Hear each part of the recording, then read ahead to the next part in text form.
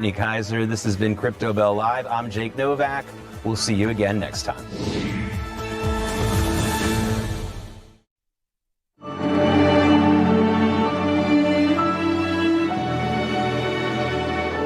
Welcome back. Before we go, we want to wish all the dads out there a very happy Father's Day. We do indeed. Happy Father's Day to all the dads out there. It's such an important role that you play in our lives. This is Julia's dad, so shout out. We've got Dylan's dad. He's on our production team. He helps scroll the teleprompter so we follow along. John, you recognize this face here?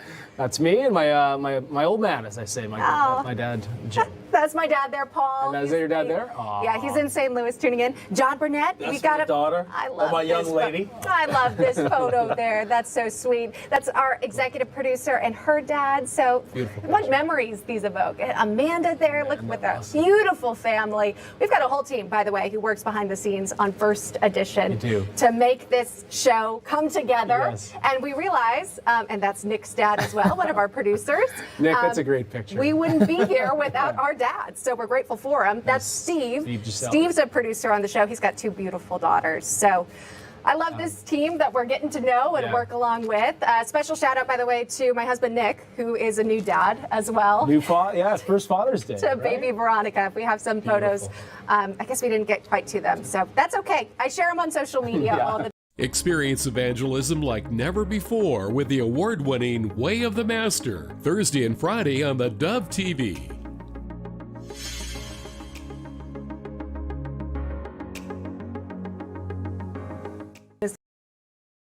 Good morning.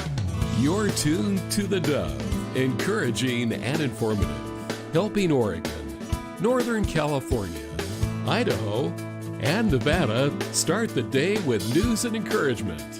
This is Mornings on theDove. Well, good morning to you and happy Friday. Welcome to Mornings on theDove. Paulina is here and we're inside the man cave for Father's Day today. It is nice and cozy. Yeah, this is the ideal man cave. And so anyway, Father's Day coming up Sunday. So anyway, we just thought we'd move over into the ideal man cave barn. So it is ideal, huh? Well, it is. You know, it's rustic. It's got an old pick-em-up truck in it. Yeah. You know. No electronics, which I like. No. You're not supposed to. You're supposed to just have old tools here and maybe a wood stove over in the corner. Does it have that? Are women allowed? Are women allowed to bring lunch? Sure. No, I don't know. I'll get a response on that one. Oh, don't. Oh. People, come on. All right. Anyway, good morning to you. Women should bring lunch. Happy almost Father's Day. How's that? Good morning to you. A lot going on in the news. It looks like things will not happen in Switzerland. We'll have the story coming up a little bit later on. The vice president's not going. Things have unwound quickly in the last 24 hours, so we'll talk about that. In the meantime, very nice weather, and we'll talk about that. And what do you got for a special day? Well, today is a federal holiday, so if you're planning to cash a check or go send some mail at the post office, sorry, they're closed. No go. And so are some of the businesses, you know, title companies and others, even some private companies take time off. Juneteenth, which is supposedly the day that slavery ended. Yes, the observance marks June 19th, 1865, when Union General Gordon Granger arrived in Galveston, Texas, and announced that enslaved people were free more than 2 years after the Emancipation Proclamation was issued. Now, we don't have any pictures of that, but we can assume that that did take place. And no video?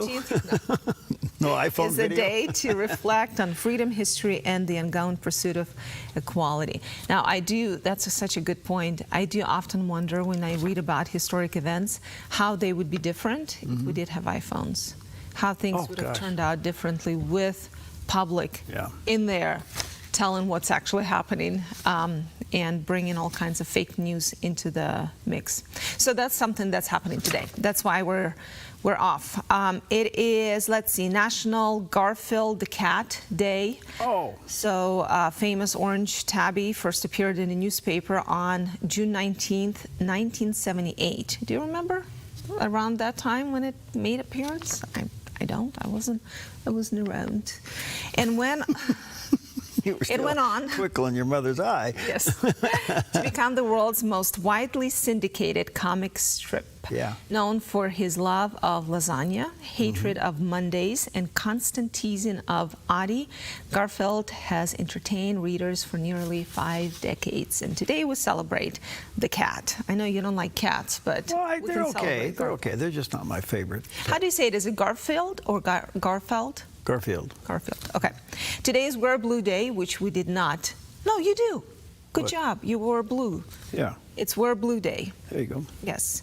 Part of Men's Health Months, whatever that Well, they're means. blue and the man cave. Yeah, so Wear Blue and National Watch Day. I forgot to wear my watch. Watch, there it is. I was thinking. The thing about this thing is that it'll kiss you goodnight. I know. You just got to figure it out. Who needs a woman with a lunch if you have I a know. watch? There Does you go. everything. There you go. Yeah. All right. Okay, so those are the things we're All right, celebrating. good stuff. All right, good morning to you. Happy Friday. A lot in the news, but heading into the weekend, a lot for Father's Day. Let's see what the weather's going to be like. Here's a look at your Friday weather from Grange Co-op.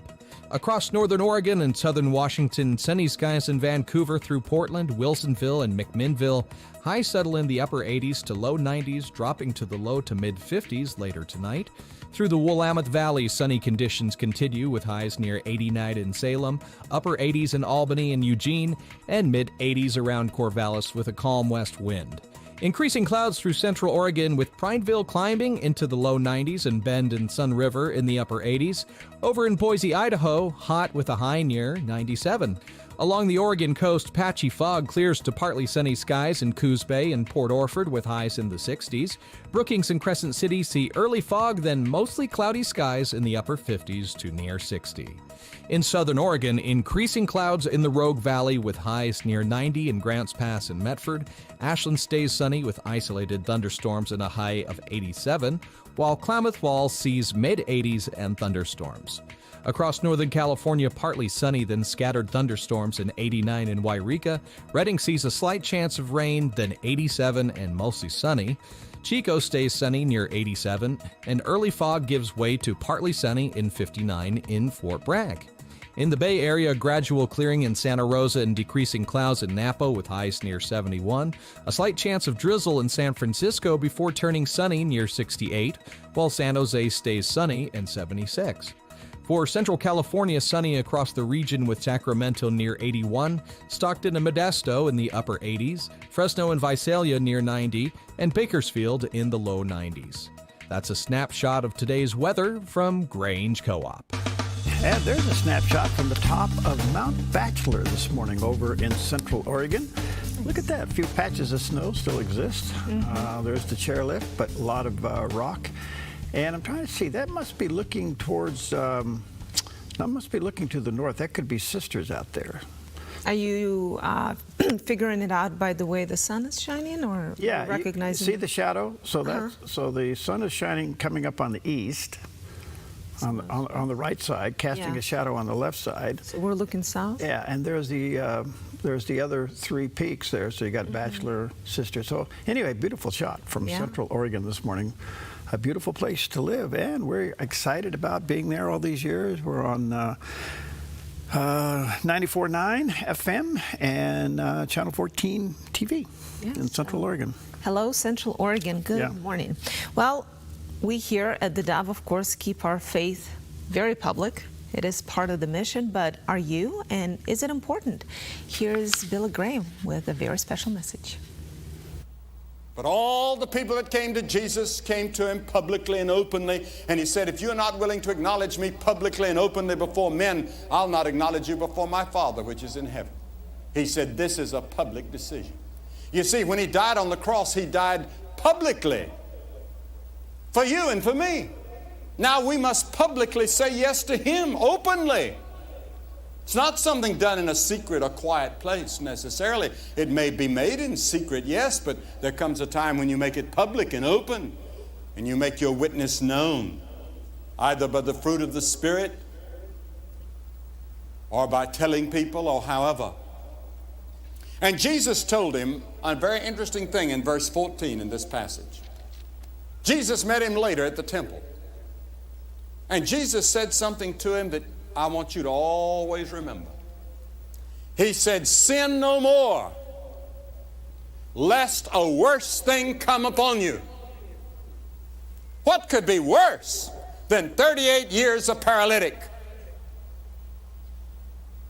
Jesus was teaching that man something about judgment and something about hell that is yet to come if we go on the way we're going. The narrow road, he said, leads to eternal life. The broad road, which most of the people are on, leads to destruction. Yes, you must do something. Jesus told this man to do something. Rise and walk. There you go. Gospel in a nutshell by Billy Graham. Yeah. Good stuff all the way around. Good morning to you. 9 minutes past the hour. Let's take a look at some of the top stories. And as I said earlier, it looks like the trip for the vice president heading to Switzerland has been postponed. In the meantime, Prime Minister Benjamin Netanyahu said he will not leave Lebanon's security zone despite the deal. And here's a little bit of what he had to say. We will stay there as long as necessary. Iran wanted us to retreat from there. It didn't happen. We are staying there because we need to protect the residents of the north. And there are other things too, in any ways. We want to preserve and act to preserve our freedom to act.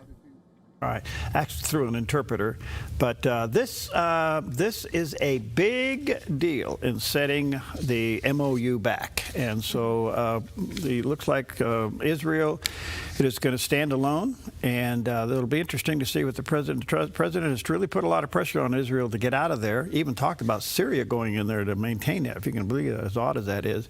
But the point being is, Israel said no. We're not going to sit here and get out and get shot at. It ain't going to happen. So I wonder if this is the deal breaker. Well, you have another story in Israel actually striking in Lebanon, right? Yes. Today? Yes. Okay. So anyway, that's the next story. Well, I wanted to wait to comment until we get all the facts. Okay. Well, anyway, the Switzerland foreign minister said today that the scheduled talks between the United States and Iran, Qatar, Pakistan have been postponed. Negotiations to implement and sign the U.S.-Iran Memorandum of Understanding aimed at ending the war. They were scheduled to take place in Switzerland today. All of that has now been put off. Meanwhile, Israel struck Hezbollah infrastructure in Lebanon after 4 Israeli soldiers were killed. So the only thing I can say is you don't sit by and watch your people get killed and do nothing. So, as much as we want peace, this is the problem. This is the problem. yeah. I don't know what you're going to do with this, but this is the problem. So I think the president's got his hands full. I don't know what his response is going to be to all of this, but the vice president was literally heading to the airport to fly over to Switzerland to sign the deal, and it's all been put off. So I didn't see that report about the Israeli soldiers killed. Is that confirmed? Yes. Or is that Israeli intelligence telling us at this point that could change? Well, it's fluid information. Good question. And do we know who killed them? Well, there were some. They were shooting at each other. So what has happened inside Lebanon, it hasn't stopped. And so the question is, who started it? Did Israel started it? Right. Did Lebanon started it? But that's the problem. That's the problem. And Israel's not going to sit there and take missiles again. And if Israel gets out of that territory and they still have missiles, guess what they're going to do? And this is the excuse is that Iran said, well, they'll say, well, we can't control Hezbollah. All right, so the same thing will happen down in, you know what's really been quiet lately? Has been Hamas in Gaza. Mm. Well, and Houthis in Yemen. All that stuff just kind of hangs out there. I don't know. The deal's off. I don't know if we'll ever know what happened because every situation is so...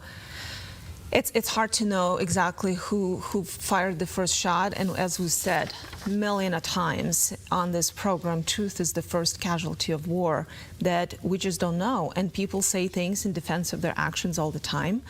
President Trump, when he was in France this week, did say that, you know, you can defend yourself, and he was talking about Israel, and that's totally your right. However, if Hezbollah is firing a drone into a desert, you shouldn't be firing at civilian infrastructure in Beirut, because that does not make sense. So I don't know what happened here, but are you surprised that, because yesterday we were on the show and you said that you don't think this memorandum will hold. And I think you were talking about Iran, but here we are hearing from Israel that it's not going to hold. First they said they're not going to comply, and then they actually sent a missile in Lebanon. I'm just reading here that the deaths were confirmed after Israeli military tank was struck by a suspicious target, according to the IDF official, which now was traced back to inside Lebanon and Hezbollah. So, look, I think it's clear that Hezbollah has been clearly supported by Iran. Hamas has been supported by Iran. Houthis have been supported by Iran, and they become their little fingers out there to cause trouble. I'm not saying, what I'm saying is this. This is the problem. This is the problem. And at the end of the day, my biggest problem, my biggest concern now is that at the end of the day, and this could be prophetic, at the end of the day, Israel will be blamed for everything, and the world will turn against her. That's the problem. And if the president steps up and turns his back on Israel, what he could do, and he's indicated that he's willing to do it, that's the problem. And Israel will be forced to get back into a war to protect itself. And at that point, you got to figure out what are you going to do with that. And Israel will be blamed for the deal. You watch and see. Israel will be blamed for the deal.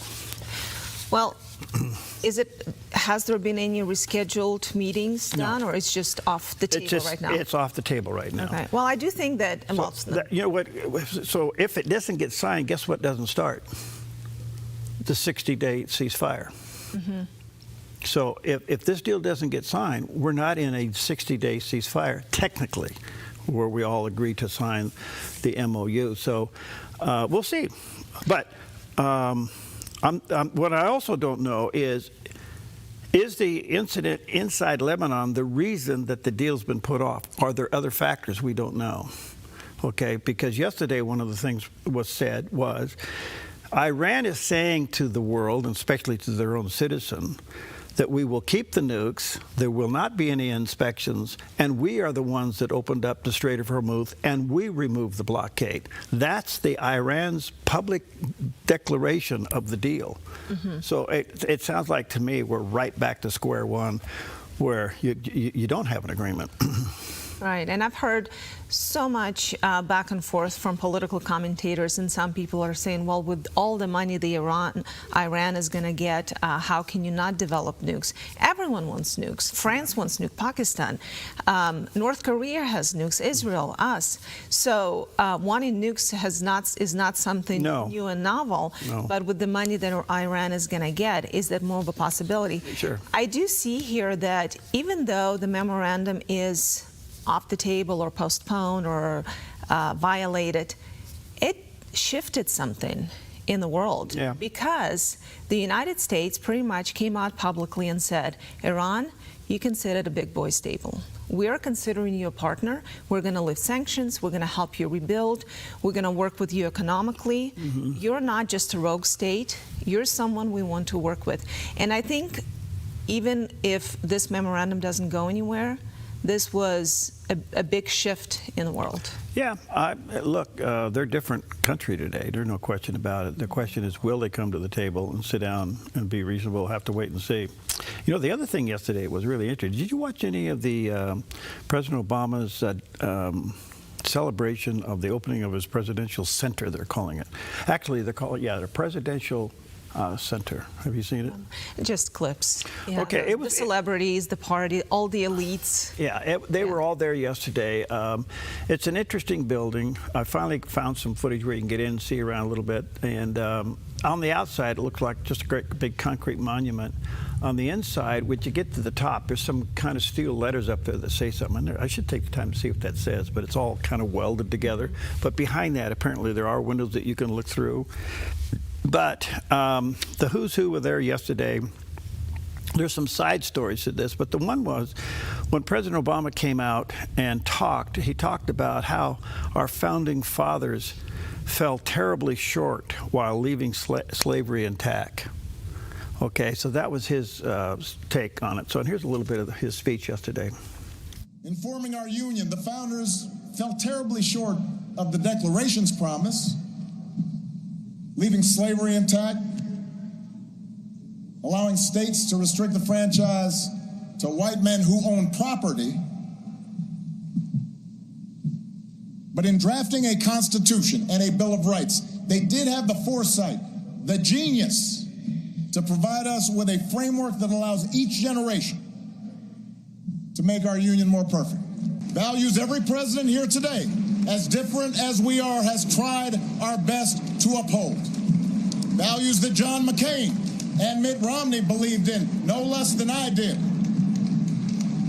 It is our greatest inheritance, the story of America at its best, because it reflects a basic faith in the decency of our fellow citizens and the possibility that despite all of our differences, we can see each other and understand one another and make common cause together. Well, look, it was an interesting speech. When you listen, his wife spoke, Michelle Obama, others had spoke, he spoke. There was clearly a dig at Trump. There's no question. It was just so evident that. All right, I get all that. And there was President Clinton, President Bush, and, well, then him. Let's see, who else was there? I'm trying to think. So, a good display of unity and things like that. But that speech is always full of flowery words that never translate into anything. And so it would be easy to pick it apart, but his center is now open. It's an amazing piece of architecture. It's getting more reviews of being ugly than it is being practical. Now, the grounds around it are kind of really pretty. Beautiful. It's really beautiful. I mean, they have all this stuff around it. It's really amazing. It's just the building just is an eyesore. But it's almost like when you, I'm just thinking out loud. It's almost like he's so not happy with the history of the United States that he wants the building to be as stripped of any character as he can, to be just a building, because he could have done it in a more architecturally pleasing way, something more in line with what this country represents. He didn't. That was his choice. But I found it interesting that yesterday I did see there is another poll. There is a poll out by economists. 12% of Americans are ashamed of being Americans, just days before our 250th anniversary, and 4 in 10 Democrats, so a quarter of Democrats, are ashamed to be an American, and that's the sentiment. Okay, so that, where'd they come up with that and how they receive all that? Yeah, I don't know. Look, I think even your own home is a reflection of who you are. Your office is a reflection of who you are. Your presidential center is a reflection of who you are. Yeah, and so this, to your point, it didn't have anything a traditional America about it. And it's sad, but there it is. And the other part of the story, now 19, now I don't know if this figure is right, it was in one of the reports yesterday, 19 subcontractors will have to file bankruptcy because they haven't been paid yet. And that was a very revealing picture yesterday, watching all the elites arrive, people who have more money they could ever spend. Meanwhile. So it was $850 million project, and a lot of the subcontractors are going to go broke. They haven't been paid, and with no promise that they will. So we'll see what happens. And it's sad. It's sad. But look, it's easy to pull it apart. But it's done. It's open. I mean, it's have you ever been to a presidential library? No, I was just going to say, having a presidential library is part of our culture and history, and I think it's a beautiful one. And every president, it's a very exclusive club, and you have the right to have your library. So. It's really something. You know how much money President Biden, has raised for his library? No idea. 0. Because he hasn't started yet? Okay. No, there is no interest in people giving him money to build a library. There's a lot of jokes about it, and that's sad. And I can't help but think that Hillary was sitting there. Did you see her with her big hat on and all that? It was kind of interesting to watch her, and I'm watching her, and I thought, you know, she's probably a little upset that she doesn't have a library. But Bill does. Bill does have a library, yes. The only library I've been to was JFK's library, and Peggy and I went to it together. It was kind of interesting. You know, it was very retro because at that time that he was president. I'd like to go to the Reagan Library someday. You know, it's on my bucket list. But this is going to be interesting. It's going to be there forever. And there it is. And it's just a great big block of concrete. Right. So you don't think Kamala Harris would want Joe Biden's library so she has some kind of place in history as a... Well, I don't. Right now, there just doesn't seem to be any interest in doing something. I don't know what is going to happen. I don't know what's going to happen. He'll probably end up with something because the DNC will make sure that is the case. Think about Obama. It's been 10 years now since he left office, and he's finally getting one. So maybe it'll just take a little time. President Biden, then Vice President Biden, will be in the Obama library a lot. Now, will they arrange for a coexistence? I don't know. We'll see what happens. Anyway, it opened up yesterday.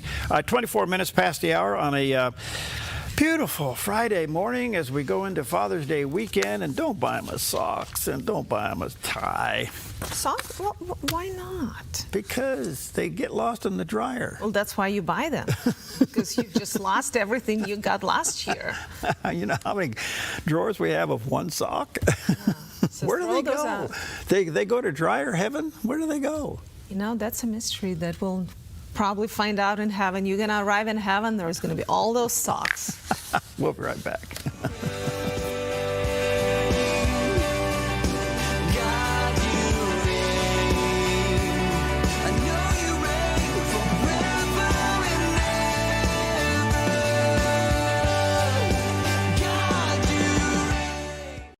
Since 1934, Grange Co-op has been more than just a store. We've been a cornerstone of our community, owned by people like you. We proudly offer top-quality farm and ranch supplies, including our own Rogue feed, as well as workwear, Western apparel, garden essentials, and pet care products. By signing up as a Grange Rewards customer, you not only enjoy exclusive benefits like special offers and 1% back on most purchases, but you also become part of something bigger, a cooperative that you own and help shape. Join Grange Rewards today. When life feels heavy, your body feels it, your mind feels it. That is why I created Organic Elements Wellness Spa, a place where wellness is not a luxury, it's a way of life. Step into our wellness lounge with a Himalayan salt room, infrared sauna, steam room, and invigorating cold plunge. Restore your nervous system, detox your body, and clear your mind. Then experience customized massage, advanced skin therapies, and result-driven facials, all designed to help you look as good as you feel. There's nothing else like this in Southern Oregon. This is your space to heal, to reset, to glow. Call today to book your private wellness party for up to 15 guests or surprise someone special with a gift certificate. Visit Organic Elements Wellness Spa on East Main Street in Medford. Book online at organicelementspa.com. Wellness is wholeness. Voted best of Southern Oregon.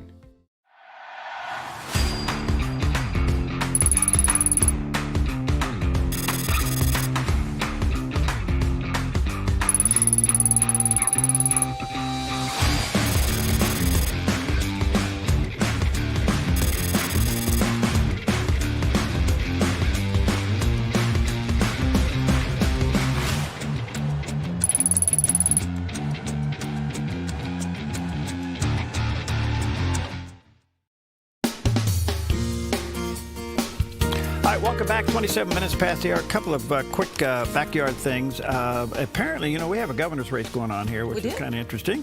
And our own governor, sitting governor, Governor Kotek, has declined debating her opponent, Christine Drazen, in a debate that was going to be statewide and offered with the statewide newspaper group. And she said, no, she doesn't want to do that. She goes on to say there's plenty of time for us to contrast ourselves and for me to show that she's just related to bad groups and all that. So it's a typical verbal warfare. But apparently there was going to be, the statewide newspaper group was offering a gubernatorial debate, and she decided not to participate in it. Hey, you know what? The other thing is, it might be a little too early for that. So you think she may change her mind? No. She'll probably want to go to another group. So the other thing you do is, if you decline, okay, now you're going to get some bad press, but who cares about this bad press this early in the game? Yeah. I mean, it's bad press for a day. Then you set the tone of what's it going to take to bring you to a debate, and you're kind of in control. So what do you think that can be for Governor Kotek? Well, the point being is that she'll end up dictating what the conditions of a debate will be in order to get her to participate. Because, all right, so the question that the Drazen campaign will have to figure out: do we really want to go down this road? You know. So you think they may not even debate at all, which to me would be great. I don't know why we have to do debates. Okay, so you don't think the debate should happen between those two? If they want to do it, fine. If they don't, fine. Okay. To me, it's not a deal breaker. Some political guys will tell you, oh, you got to debate. Okay, well, then go debate. But I don't think it's a deal breaker if you don't debate. Okay. You know? I don't know what to say. You're the guy here. No, I'm not the guy. That's my opinion. I just, I've been to them, I've sponsored them, I've been involved in them, and they're kind of fun to go to. But they're also just so typical because, you put the question out there. This is your opinion. This is your opinion. Then this person will say a sharp thing against this person. That person will say a sharp thing. And then the media's out there judging who's the winner. And that's the very thing you don't want. Well, maybe we should create an atypical debate and just completely throw them off and ask questions that they don't expect. Yeah. I mean, that would be, I don't know how else because otherwise you learn about candidates, but what they put out there in the press, and that's not. Yeah. You put them up. The first question. Mm-hmm. First question. Okay, you want to be Tina or do you want to be Christine? Which one do you want to be? Okay, I'll be Tina. Okay. But Governor. Yes. Can you tell me? Affordability is a big thing these days, right? Oh. Do you have a question? Yes, I do. Can you tell me what the price of bed is today? Okay. Don't know, because I have a staff. No, okay, so, and your message is affordability, and you don't know what the price of a loaf of bread is. I see a point, yeah. See, that's how you get them. Remember when the guy was asked what the price of Levi's were, and they couldn't do that? I don't. Yeah, there was a couple of debates. But then there is some point in debates. Yeah. If you can ask the right questions. Yeah, but most of these guys won't go in unless the questions are prearranged. Yeah, that's the problem. I have done a lot of interviews where people say, "I'll interview, but you got to ask these questions." Yeah. So. Would you interview Governor Kotek? Absolutely. Okay. I would love to interview her. And I'd be nice about it. Why? I just started asking questions. Why? Why did you make this decision? What were you trying to accomplish with $15.2 billion tax increase? What was your motive here? Okay. So we can do our own debate here. Not a debate. All right. You had a nice event yesterday. Yeah. So if I'm a little tired today, this is why. We were up late at the Rogue Valley Country Club celebrating Southern Oregon Emerging Leaders. It's a program that's been around for several years, and every year emerging leaders are being celebrated. This year, about 100 nominations were received, and out of that, 10 were selected. Wow. 10 emerging leaders and then 5 student leaders. And then yesterday was a big gala celebrating them. Now, these leaders are already accomplished in the community. They've done things for their businesses and for both Josephine and Jackson County. But then also they set out on a fundraising challenge to raise money for Salvation Army, benefiting a couple of projects to fight homelessness and also food insecurity. And so yesterday we recognized them, including the winner, who was Cameron Dupree. So congratulations, Cameron. And then the group presented a check to Salvation Army for $81,000+. So great job to the cohort, and congratulations to all the leaders. Wonderful, wonderful. All right, we'll take a quick break. We'll be right back.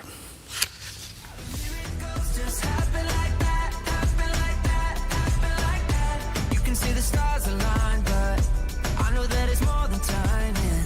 I don't hear it goes, just happen like that, happen like that, happen like that. Right before Since 1934, Grange Co-op has been more than just a store. We've been a cornerstone of our community, owned by people like you. We proudly offer top-quality farm and ranch supplies, including our own Rogue feed, as well as workwear, Western apparel, garden essentials, and pet care products. By signing up as a Grange Rewards customer, you not only enjoy exclusive benefits like special offers and 1% back on most purchases, but you also become part of something bigger, a cooperative that you own and help shape. Join Grange Rewards today.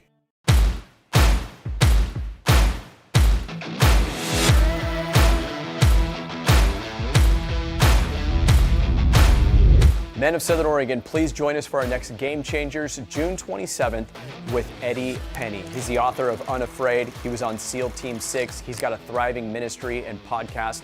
Can't wait for you guys to hear his story. He'll be in Grants Pass, June 27th, 6 p.m. That's the time of our event. The meal will be at 5 p.m. Please join us June 27th with Eddie Penny at the next Game Changers. Register online at gamechangersnorthwest.org. See you then.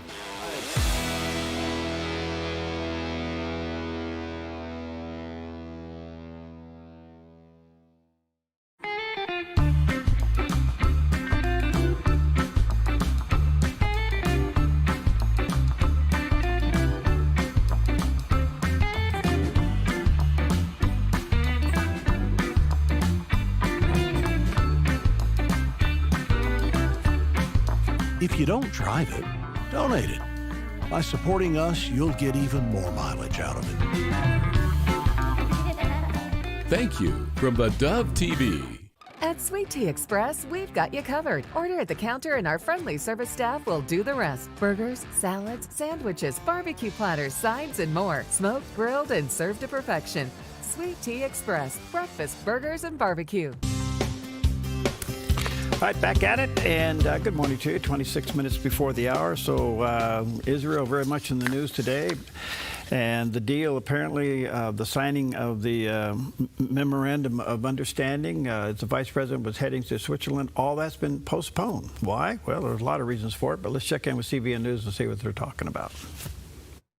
President Trump signed the Memorandum of Understanding to end the war with Iran at a dinner in Versailles last night, while Iranian state television showed photos of President Pezeshkian signing the MOU in Iran. Wednesday, the White House released the text of the MOU, which includes an immediate and permanent halt to war on all fronts, including Lebanon, a commitment not to restart war against each other, and ensures the territorial integrity and sovereignty of Lebanon. Iran is also allowed to retain its missiles, and U.S. and regional partners will formulate a plan of, quote, at least $300 billion for the reconstruction and economic development of the Islamic Republic of Iran. Iran commits not to seek a nuclear weapon, but the details are left to negotiations over a 60-day period. President Trump said he made the deal to avoid an economic catastrophe.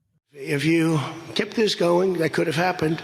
But all I know is every time we talked about the possibility of peace, the stock market shot up like a rocket ship. Trump emphasized that this is only a memorandum of understanding, and if Iran violates the terms, they won't get the money and he'll return to war. It's only $300 billion fund.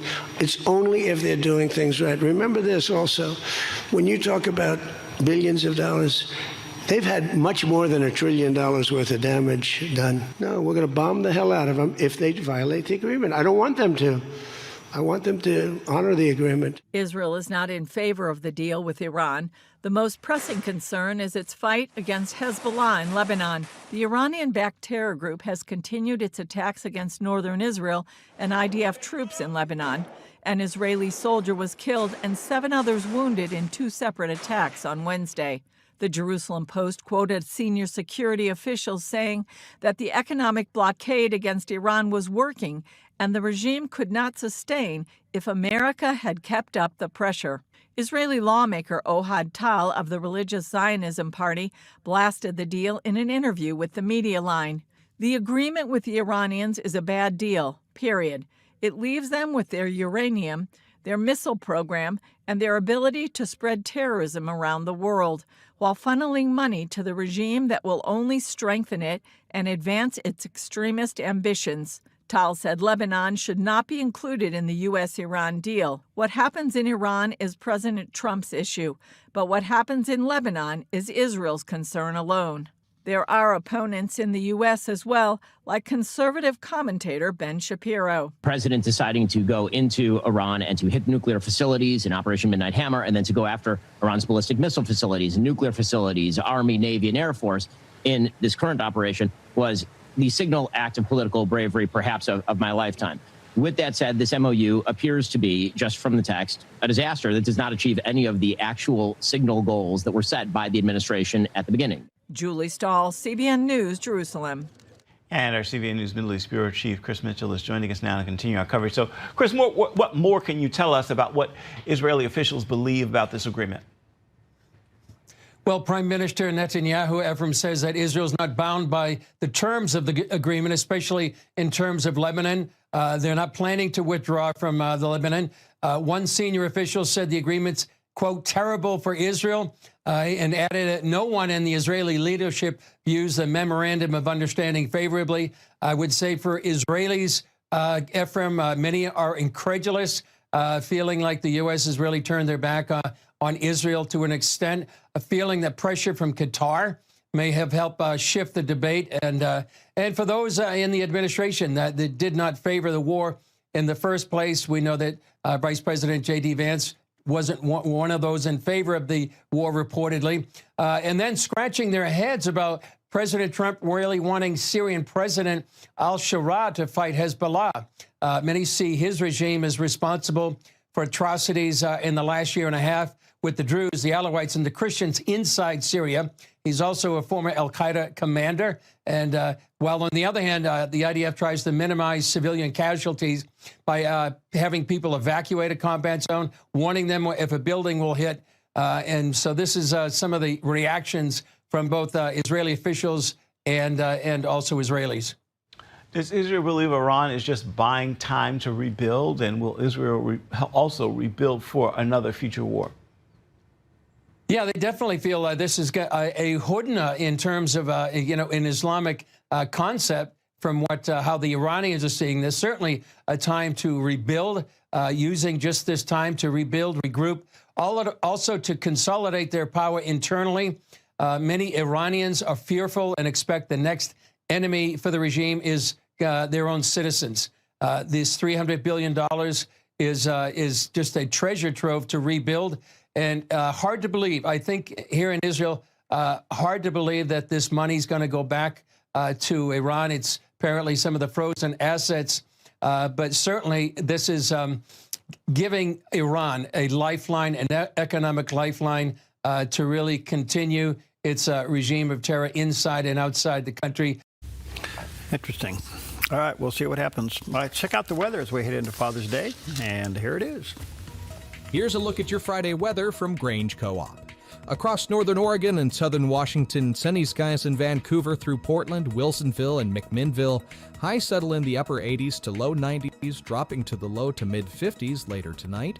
Through the Willamette Valley, sunny conditions continue with highs near 89 in Salem, upper 80s in Albany and Eugene, and mid 80s around Corvallis with a calm west wind. Increasing clouds through central Oregon with Prineville climbing into the low 90s and Bend and Sun River in the upper 80s. Over in Boise, Idaho, hot with a high near 97. Along the Oregon coast, patchy fog clears to partly sunny skies in Coos Bay and Port Orford with highs in the 60s. Brookings and Crescent City see early fog, then mostly cloudy skies in the upper 50s to near 60. In southern Oregon, increasing clouds in the Rogue Valley with highs near 90 in Grants Pass and Medford. Ashland stays sunny with isolated thunderstorms and a high of 87, while Klamath Falls sees mid-80s and thunderstorms. Across Northern California, partly sunny, then scattered thunderstorms in 89 in Wairika. Redding sees a slight chance of rain, then 87 and mostly sunny. Chico stays sunny near 87, and early fog gives way to partly sunny in 59 in Fort Bragg. In the Bay Area, gradual clearing in Santa Rosa and decreasing clouds in Napa with highs near 71. A slight chance of drizzle in San Francisco before turning sunny near 68, while San Jose stays sunny and 76. For Central California, sunny across the region with Sacramento near 81, Stockton and Modesto in the upper 80s, Fresno and Visalia near 90, and Bakersfield in the low 90s. That's a snapshot of today's weather from Grange Co-op. Oh, yes. On this day, 1910. 1910 on this day is what? We'll see. Here's Jerry. The idea of Father's Day came from Sonora Smart Dodd, who was inspired after hearing a Mother's Day sermon. She believed fathers deserved recognition too, especially her own father, William Smart, a Civil War veteran who raised 6 children by himself after his wife died. Dodd successfully persuaded local churches and community leaders to hold a special day honoring fathers, and on June 19, 1910, Spokane became the birthplace of Father's Day. The celebration included church services, community events, and the distribution of red and white roses to honor living and deceased fathers. Although Father's Day quickly gained popularity, it took decades to become official. President Lyndon Johnson recognized the holiday in 1966, and President Richard Nixon signed it into law in 1972. Today, every Father's Day can trace its roots back to one daughter's desire to honor a dad she never forgot. Wonderful. Father's Day this Sunday. Father's Day is coming up this Sunday, so we're going to take a few moments to commemorate our dads here. So, Perry, I have a few pictures of your dad. Where'd you get these? I have my sources. Yeah. Tell me about him. My Thomas, dad? right? Well, my dad, let's see. My dad was, there's a picture of him. That's it. Is that out the house with the ups and downs? Let's see. Oh, that's up on the Klamath River. My dad was a lumberman contractor kind of guy, okay? And his dad, my grandfather, owned a lumber mill and would come to Oregon and Washington, buy logs, send them down to Sacramento, and mill them. And, of course, my dad was raised. My dad was adopted. Both my dad and his brother were both adopted at the same time out of the Sacramento orphanage when they were, I forget what age they were, and they were adopted into the Atkinson family, and the rest is history. Yeah, and then we have a couple of more pictures, so if you want to... So my mom and dad have 5 children. So that's my mom and dad. That's my sister Sally, my brother Tom, me, my brother Mark, and my sister Kelly. So we're 5 kids. You and Tom kind of look alike here. I've never met him, but in this picture at least. Well, yeah, he's the smart one. Sally, we call Sally psychic. She's the psychic. What do they call you? Crazy. You know, it's typical civil. That's my mom and dad. Okay, so how long were they married? 50 some odd years, I forget. How did they meet? How did they meet? Well, that's a good question. I really, my mother, well, let's see, how did they meet? I have to think about that. All right, so they were married for over 50 years. They had 5 kids and a bunch of grandkids. And this picture is... my dad and me at my parents' house on Christmas morning. Wearing matching pajamas. Yeah. Are those onesies or two-piece? Two-piece. Okay. Yeah. You guys look cute. Oh, thank you. Yes. And I wanted to include this picture because it is Father's Day and you are a father to 2 boys and they have kids as well too. So congratulations to you. But yeah, we have 2 boys and 3 grandchildren. Yeah, and here they are, all of them.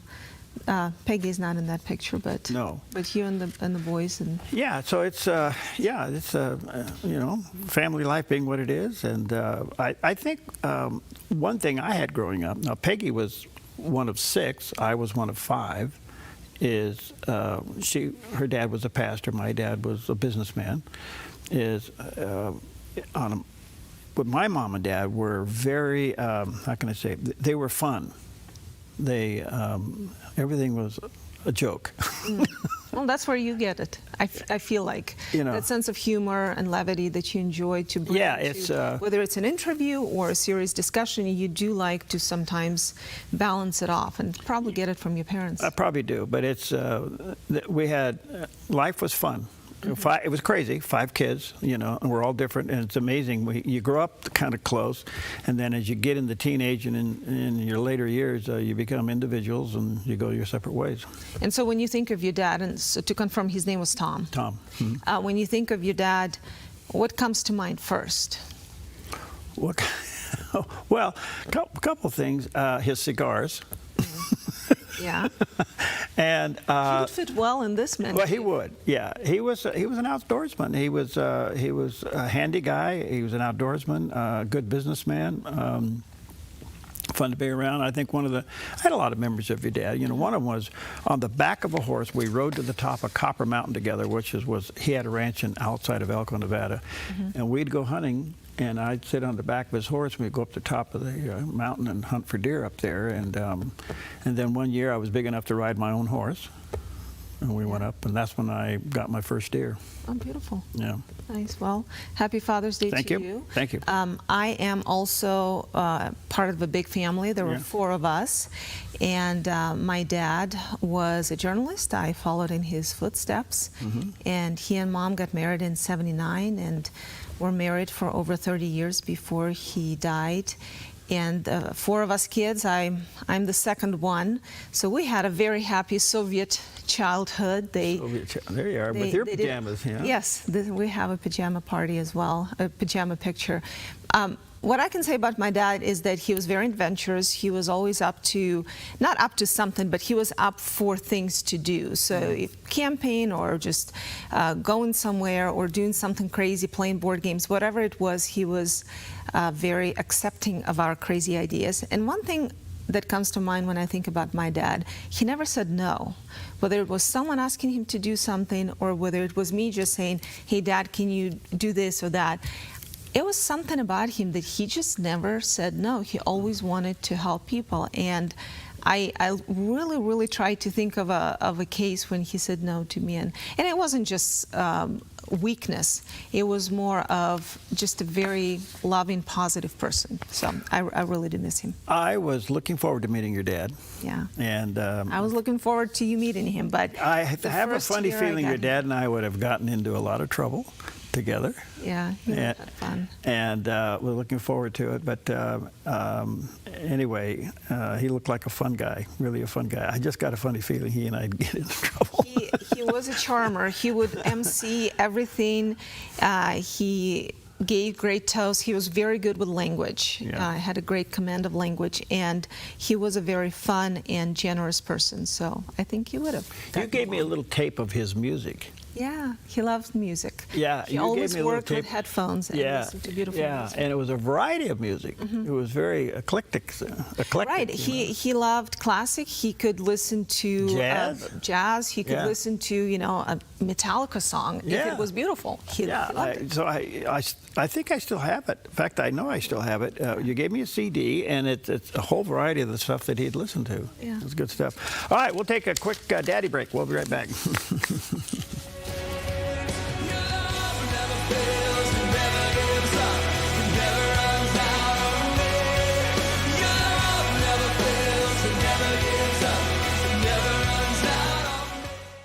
The Black Barn Kitchen and Deli is a farm-to-table restaurant located in the historic schoolhouse in Jacksonville.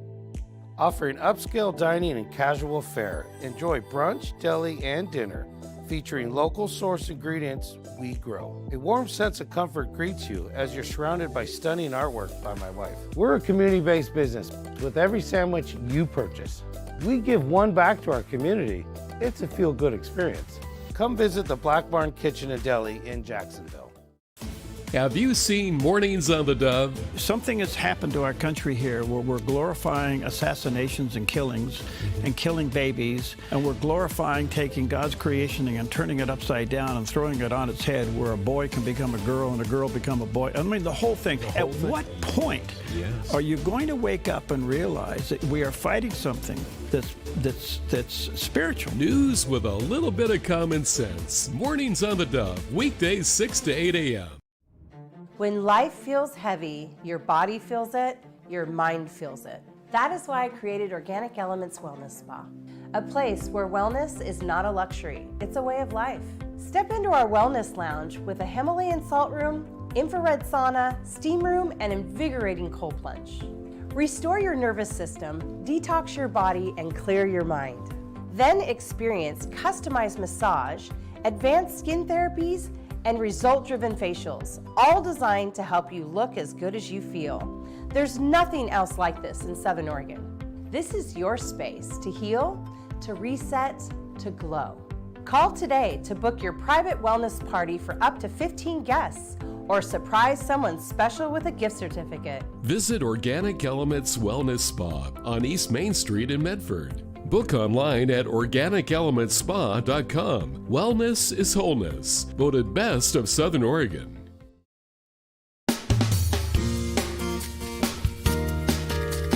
All right, welcome back. 8 minutes before the hour, going into Father's Day. Hey, weekend, I want to remind you that this weekend is also the Medford Cruise. Ooh.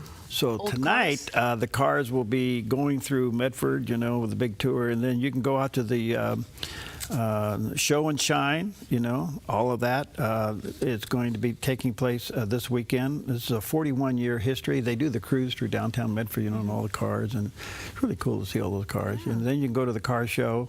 All that is this weekend, so be sure you check that out.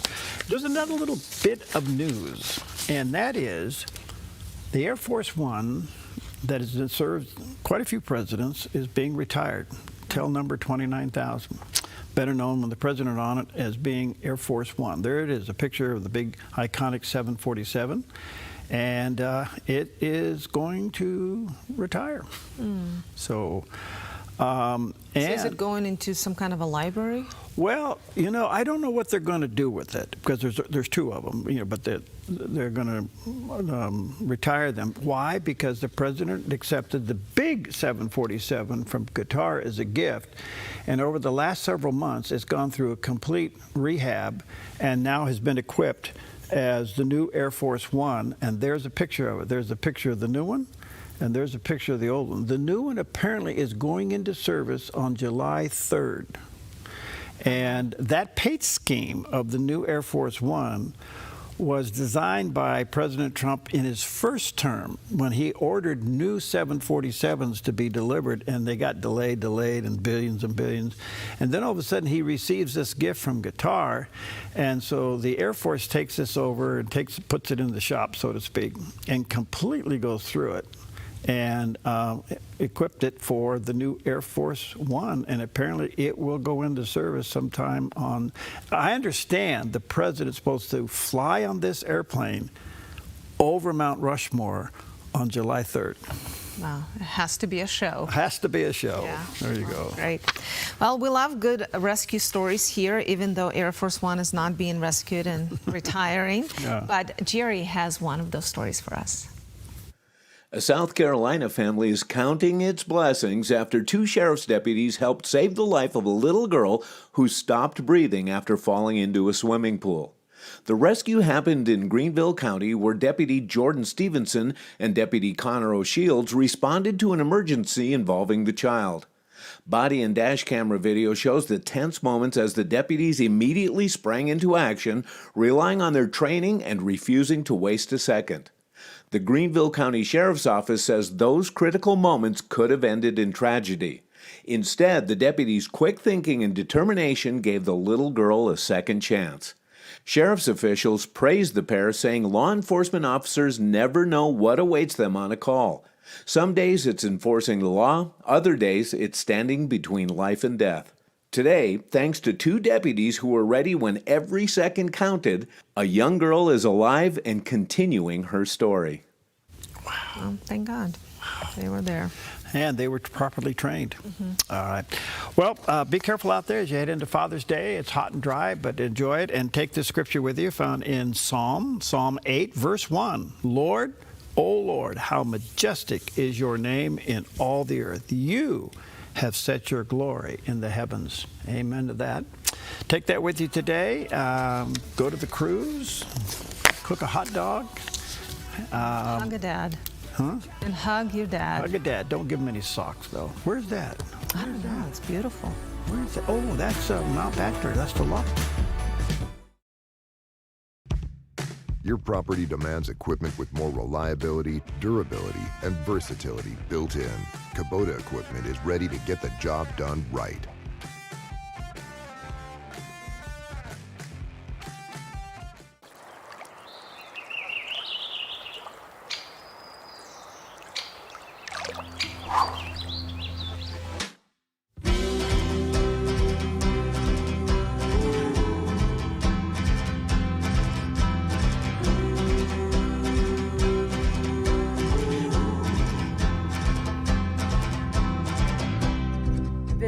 fishlikeresorts.net today to learn more and plan your visit. The Lennox iComfort S30 thermostat can sense changes in your environment. It even knows when you come and go. So now your home's most important system is also the smartest. Metal Masters can give you the smartest home comfort system available. It knows when you're away and adjusts when allergens and humidity get uncomfortable. Trust Metal Masters to provide perfect air for your family. Lennox, air is life. Make it perfect. What if the school you chose shaped who your child becomes forever? At Rogue Valley Adventist Academy, every lesson begins with purpose.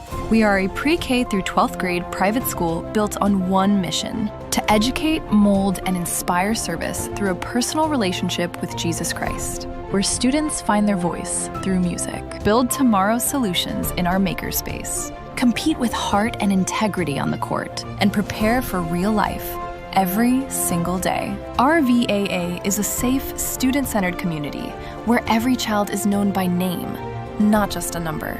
From pre-K through 12th grade, your child will be challenged, supported, and loved. Enroll now. Openings are limited. Visit rvaa.us or call 541-773-2988. Rogue Valley Adventist Academy, located in Medford. Join in and stand out. Jesus is the answer for the world today. Above him there's no other, 'cause Jesus is the way. Jesus is the answer for the world today. Above him there's no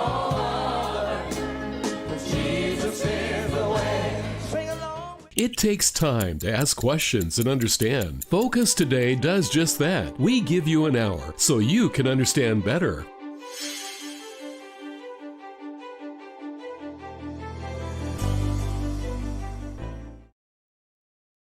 Good morning. You're tuned to the Dove, encouraging and informative, helping Oregon, Northern California, Idaho, and Nevada start the day with news and encouragement. This is Mornings on the Dove. Well, good morning to you. Happy Friday. Welcome to Mornings on the Dove. Paulina is with me this morning. Always a joy to have her. And we are in the Dove Man Cave today because Sunday is Father's Day. Yes, Father's Day. Happy Father's Day to you. Yeah, thank you. Father of 2 and grandfather of 3. Yeah, and we going into Father's Day, which is a big deal. Don't buy Dad socks or a tie. See, that's where we disagree. Yeah. I think you should buy socks. Socks, okay. Yeah, I think those could never be enough. Yeah. Unless you're so organized that your socks never disappear, but yours do. No, they disappear. They just socks. They just have. I don't know. Do they get raptured or something? Or there must be. Well, is there a sock heaven somewhere? No, I really do think that something does happen. Maybe the dryer vent. So where do they go? They don't. If your vent goes outside, do you ever go outside and see if it's on the ground? I don't know. I do know this. If you and Patrick ever take your dryer out and take the back off and clean it out, you'll find a few down there. So it does happen. Sometimes it does happen that way, yeah. Okay. So, but anyway, it is a mystery, and it's not like it's not just you and I. Everyone says it. So either it's one of those UFO mysteries we don't know what really is going on, or there is a logical explanation. Well, you can always go to Costco and buy your dad a box of ice cream bars. Oh, that's a good one. Yeah. Although it disappears, and then just like socks. Yeah, then you have to go get some more. Anyway, good morning to you. Happy Friday. A lot going on. The weather, well, not too bad. And the deal, well, doesn't look like it's going to get signed today. The vice president was on his way to Switzerland. All that's been postponed. There's various reasons for that. We'll talk about that. And what else we got going on today? Well, it is Juneteenth, so just a reminder, it's a federal holiday. And what is Juneteenth? Well, apparently on this day in 1865 is when the Union General Gordon Granger arrived in Galveston, Texas, and announced that the enslaved people were free. And that was more than 2 years after Emancipation Proclamation was issued. So today the country marks Juneteenth, and everything is closed, except for us. Yep. National Garfield the Cat Day. If you remember, the famous orange tabby first appeared in newspapers in 1978 and went on to become the world's most famous cat and most famous comic strip character. There you go. I didn't know this because I just didn't follow American culture of those years, but loved lasagna, hated Mondays, and teased Audie. So those are some of the features of the cat. Okay, and today is also Wear Blue and Wear Your Watch. So those two things. You did both. Good job. Yeah. You got the memo. I did not. Yep. Well, I guess I did. Well, your watch has become like part of your arm now, right? It's like an extension of yourself. I normally didn't wear watches. I didn't like them. You know, they were okay, but I was banging them up all the time, and you know. But I went to this Apple Watch about 4 years ago. It's wonderful. Really? Yeah, I really. I tried and I hated it. Why? Because it was buzzing you? Well, first of all, I didn't like it on my arm all the time. I have a watch, but I take it off. I put it on when, you know, it's more like accessory than I just didn't like having so much information with it. The phone bothers me already, but having the watch that, I don't know. Well, this will buzz me, but I see a lot of people wear these and they find them very handy. I do. It will buzz you to stand, so it's a reminder to keep moving. Does it tell you when you didn't get enough sleep? No, does it? I mean, no. Sometimes they do measure. I don't know. Maybe it does. I don't know. Energy levels, or there may be a button you push on and it'll kiss you goodnight. I don't know. But it's got the weather on there. You know, it'll buzz. You can do a phone call on it. I don't go all the way deep into these things. Some guys, you know, their watch is everything. But anyway. But you can check the text message without having to look at your phone. Yeah. Things like that. It's. I guess, you know. I drank the Kool-Aid. Well, no, if it helps, it helps. You know, if you use technology that helps your life, so why not? I tell you what I look at most. Not only was the time and the date and the weather, so time, date, and weather, but I look at the movement. I primarily look at the movement that I'm doing, so I stay moving all the time. Yeah. Okay. All right. So yeah, those are the things we're celebrating. Wonderful. Let's check out the weather and see what it's going to be as you head into Father's Day weekend. Here's a look at your Friday weather from Grange Co-op. Across northern Oregon and southern Washington, sunny skies in Vancouver through Portland, Wilsonville, and McMinnville. Highs settle in the upper 80s to low 90s, dropping to the low to mid 50s later tonight. Through the Willamette Valley, sunny conditions continue with highs near 89 in Salem, upper 80s in Albany and Eugene, and mid 80s around Corvallis with a calm west wind. Increasing clouds through central Oregon with Prineville climbing into the low 90s and Bend and Sun River in the upper 80s. Over in Boise, Idaho, hot with a high near 97. Along the Oregon coast, patchy fog clears to partly sunny skies in Coos Bay and Port Orford with highs in the 60s. Brookings and Crescent City see early fog, then mostly cloudy skies in the upper 50s to near 60. In southern Oregon, increasing clouds in the Rogue Valley with highs near 90 in Grants Pass and Medford. Ashland stays sunny with isolated thunderstorms and a high of 87, while Klamath Falls sees mid-80s and thunderstorms. Across Northern California, partly sunny, then scattered thunderstorms and 89 in Wairika. Redding sees a slight chance of rain, then 87 and mostly sunny.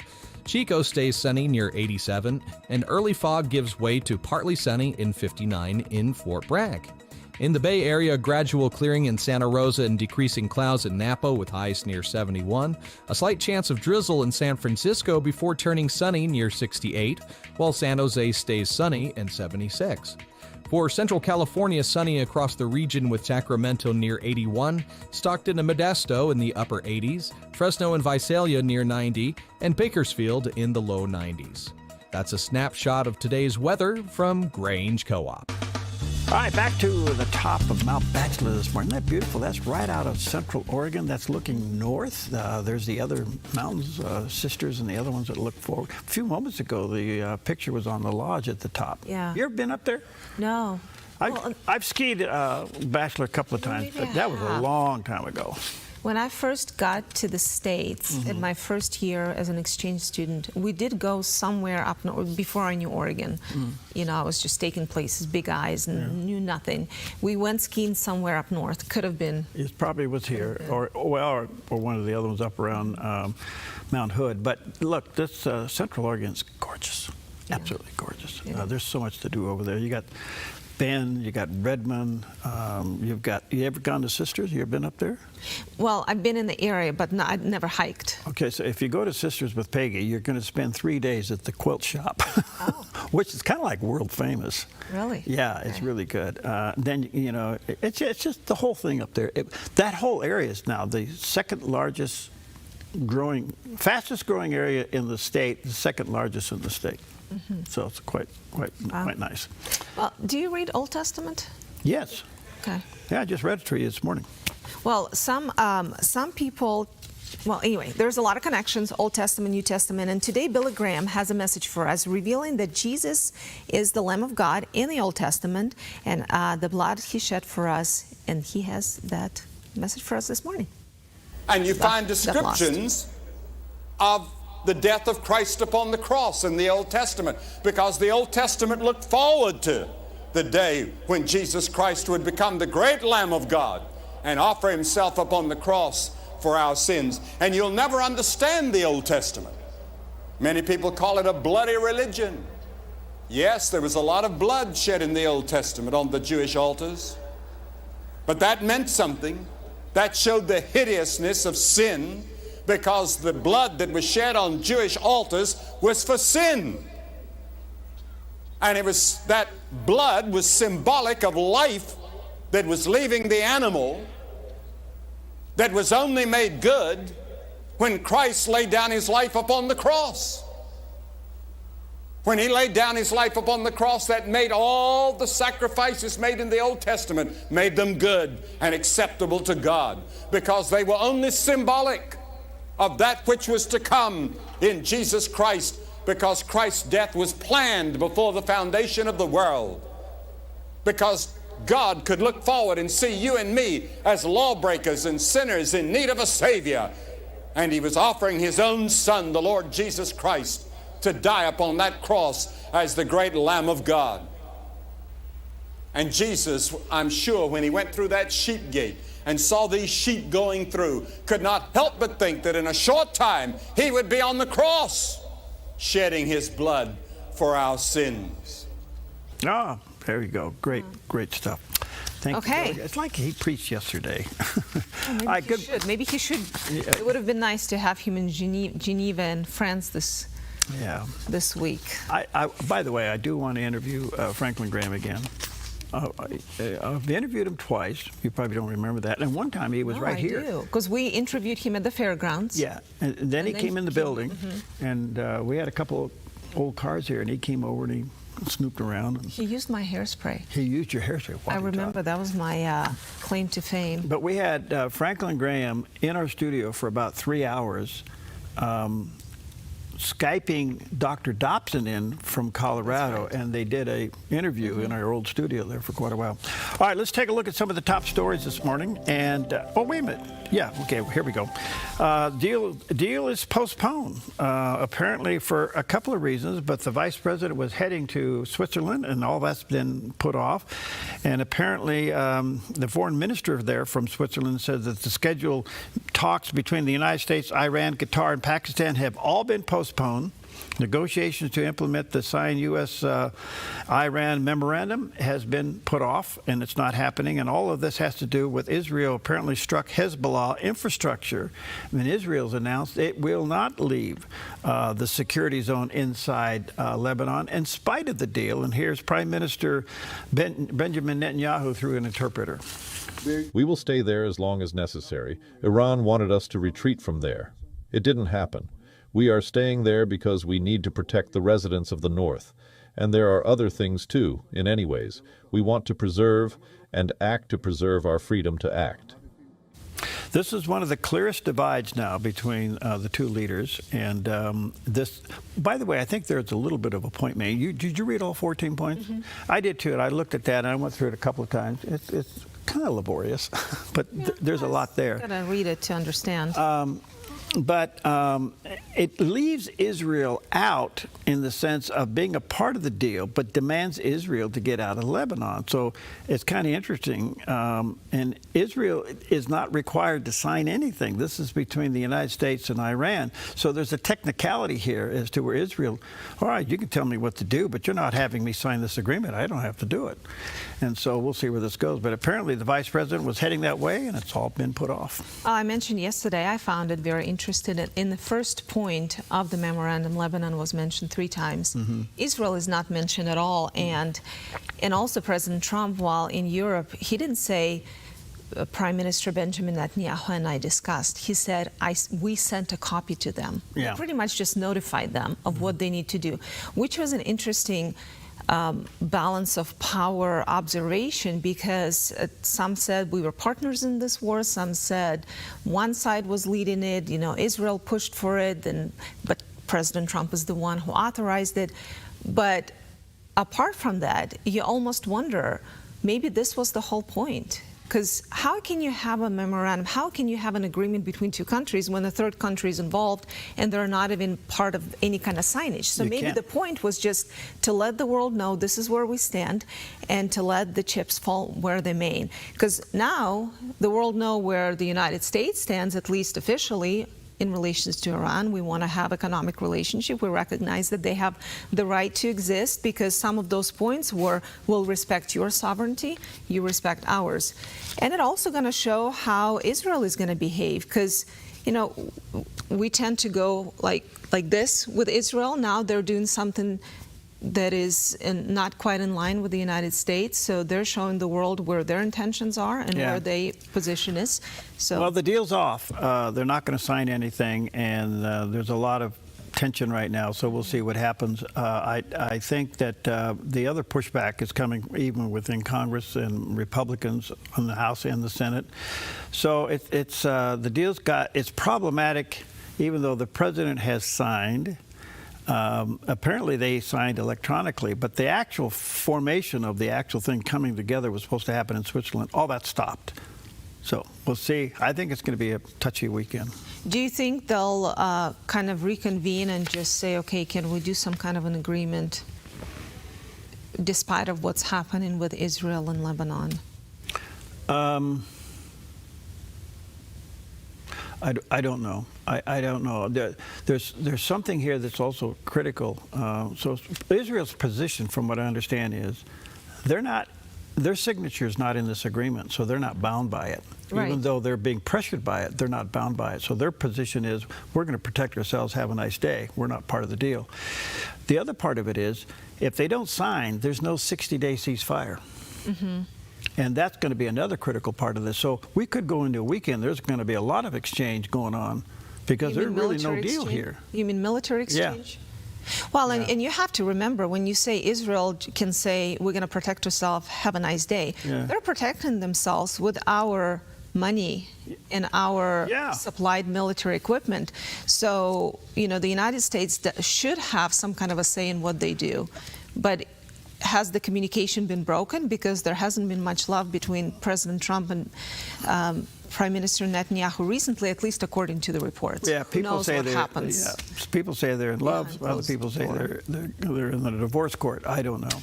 I really don't know that. But I do know this, that up until this point, they've worked collaboratively together in a big way, because it was Israel's intelligence that the United States was relying upon on certain things going inside Iran, because Israel's been tracking it for 47 years. So they were using Israel's intelligence in a big, big way.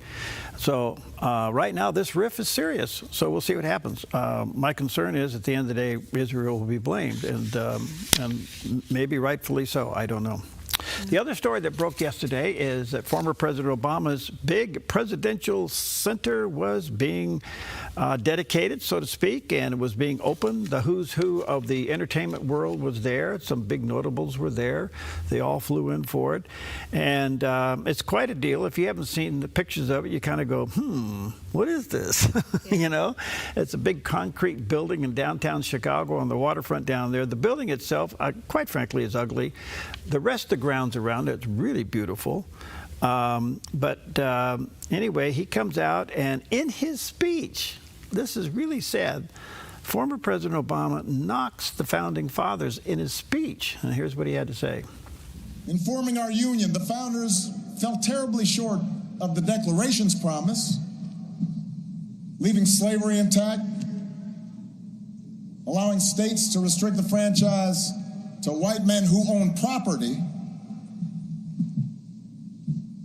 But in drafting a Constitution and a Bill of Rights, they did have the foresight, the genius, to provide us with a framework that allows each generation to make our union more perfect. Values every president here today, as different as we are, has tried our best to uphold. Values that John McCain and Mitt Romney believed in no less than I did. It is our greatest inheritance, the story of America at its best, because it reflects a basic faith in the decency of our fellow citizens and the possibility that despite all of our differences, we can see each other and understand one another and make common cause together. All right, so that was his opening comment. I would hate to be a student whose assignment was to summarize that speech. Because you just never, like, what did you just say? You're a black president blaming founders of the country that allowed you to be a president for the faults of all the white men that, again, allowed you to. It's just so, I don't know.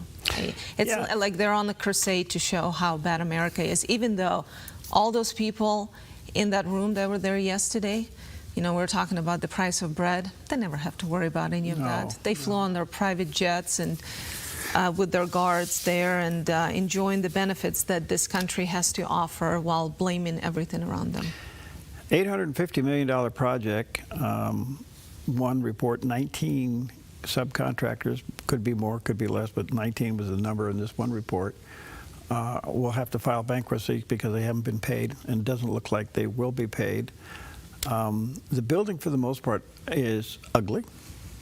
You know, and I say that respectfully, but it's just weird, you know. And it's very, I don't know if it's plain, and I can see how it's a matter of taste. Some people love contemporary, some people love minimalistic, and to some it may appear to be a piece of art in some shape or form, so, you know. But, all right, your home reflects you. Yeah. This place reflects who we are, you know. The way you do things reflects who you are. So he obviously likes it and designed it, but it seems to be contrary to what traditionally would be a presidential library. Right, there's a certain level of expectation for a presidential library. Yeah, didn't happen. Again, it's your library. Yeah. You were a president. You can do whatever you want, including not pay your subcontractors. Well, there you go. I have a question for you. Please. Do you like donuts? Yes. Do I like donuts? I like donuts that are kind of fluffy. I don't like plain donuts. Okay. To me, it's a waste of calories. Just why eat fried dough? But if it comes with some additional benefits, then yes. We'll talk about that when we come back. Oh, okay. We'll be right back.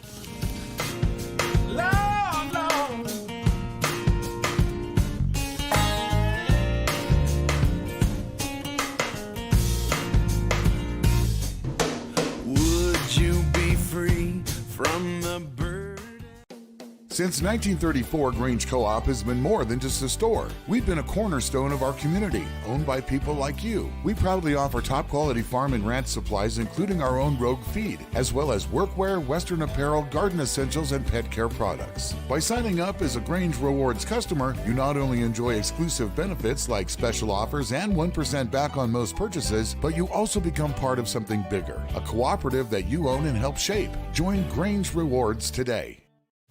Hey, this is Ed, co-owner of Visiting Angels. To continue to serve our seniors, we need more caregivers with a heart to serve. Our mission statement is honoring the art of giving, which means we honor you, the caregiver. We know it's our people that make Visiting Angels the best in-home care provider and a great place to work.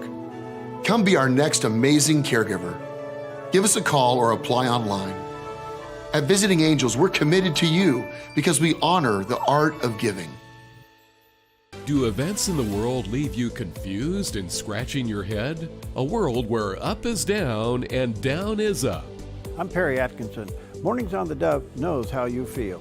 We're here to offer God's hope and encouragement and to help you to sort it all out. And I'm Jerry Bilden.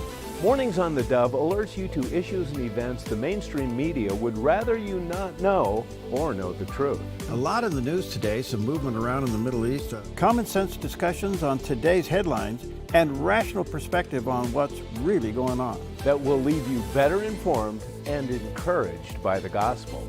In this upside-down world, there's one place you can trust to get it straight.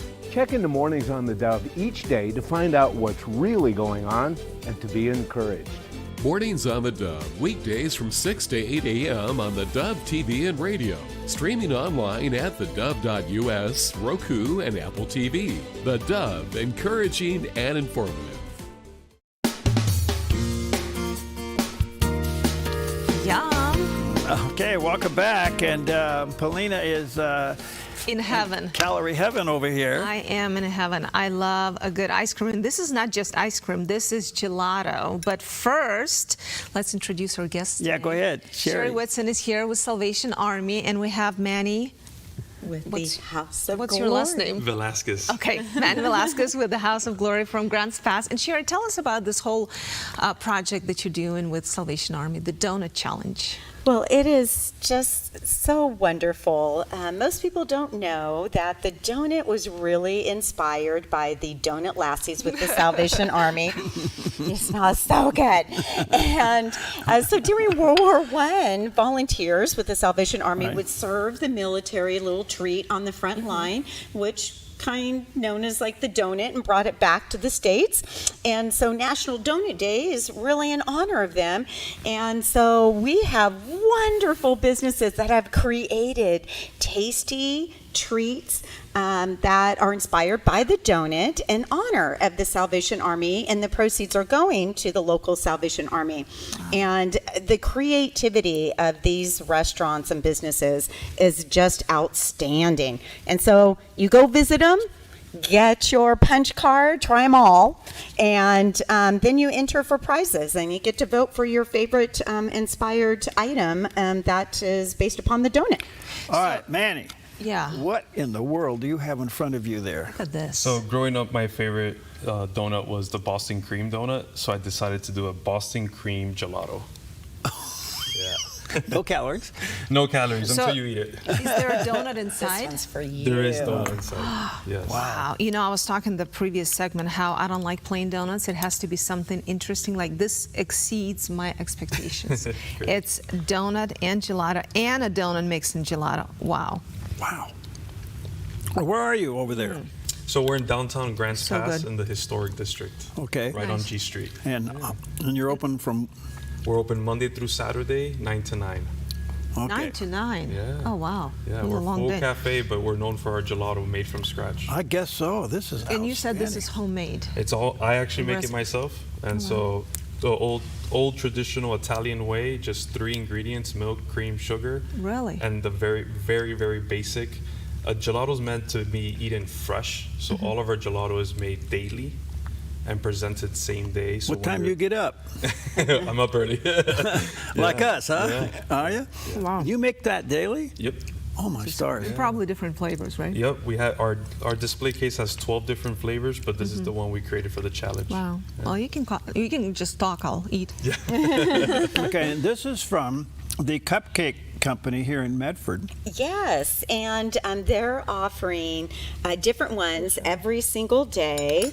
They're just gorgeous, and they're like donut jelly filled. And so everyone, you can go in and check out their different flavors, and tell them you're there for the donut challenge and get your card punch. This one is their chocolate one and their black tie one, but all for the donut challenge, and going to a great cause to help feed children and also veterans. Peggy and I have had lunch in there. It's delicious. And all things lemon, that's Peggy's favorite too.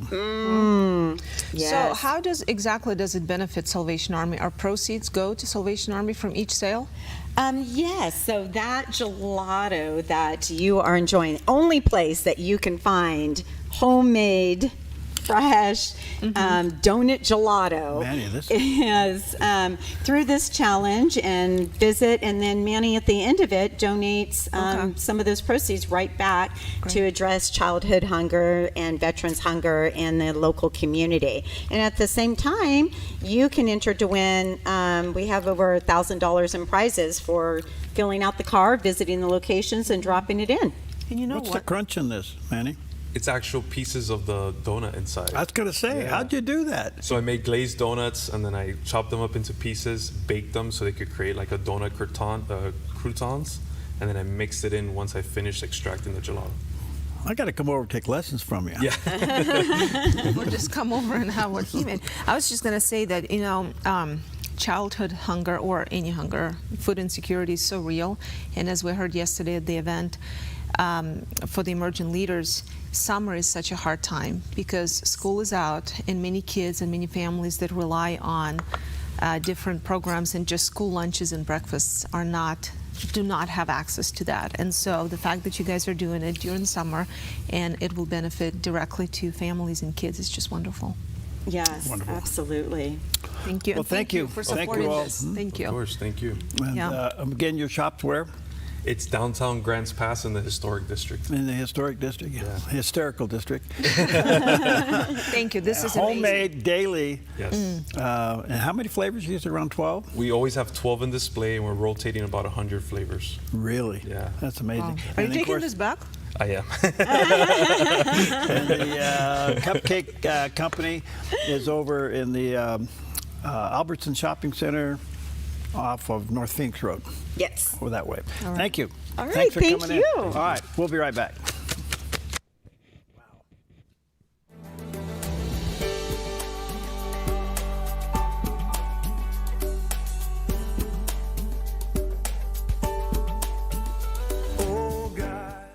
Your yard is where life happens, but it can be muddy and hard to maintain. Enjoy a maintenance-free artificial turf lawn all year round with Smart Lawn LLC. No mowing, no fertilizing, no watering.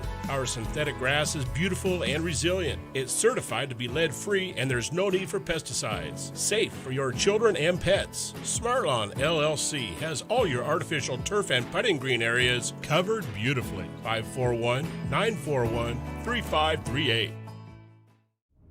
When life feels heavy, your body feels it, your mind feels it.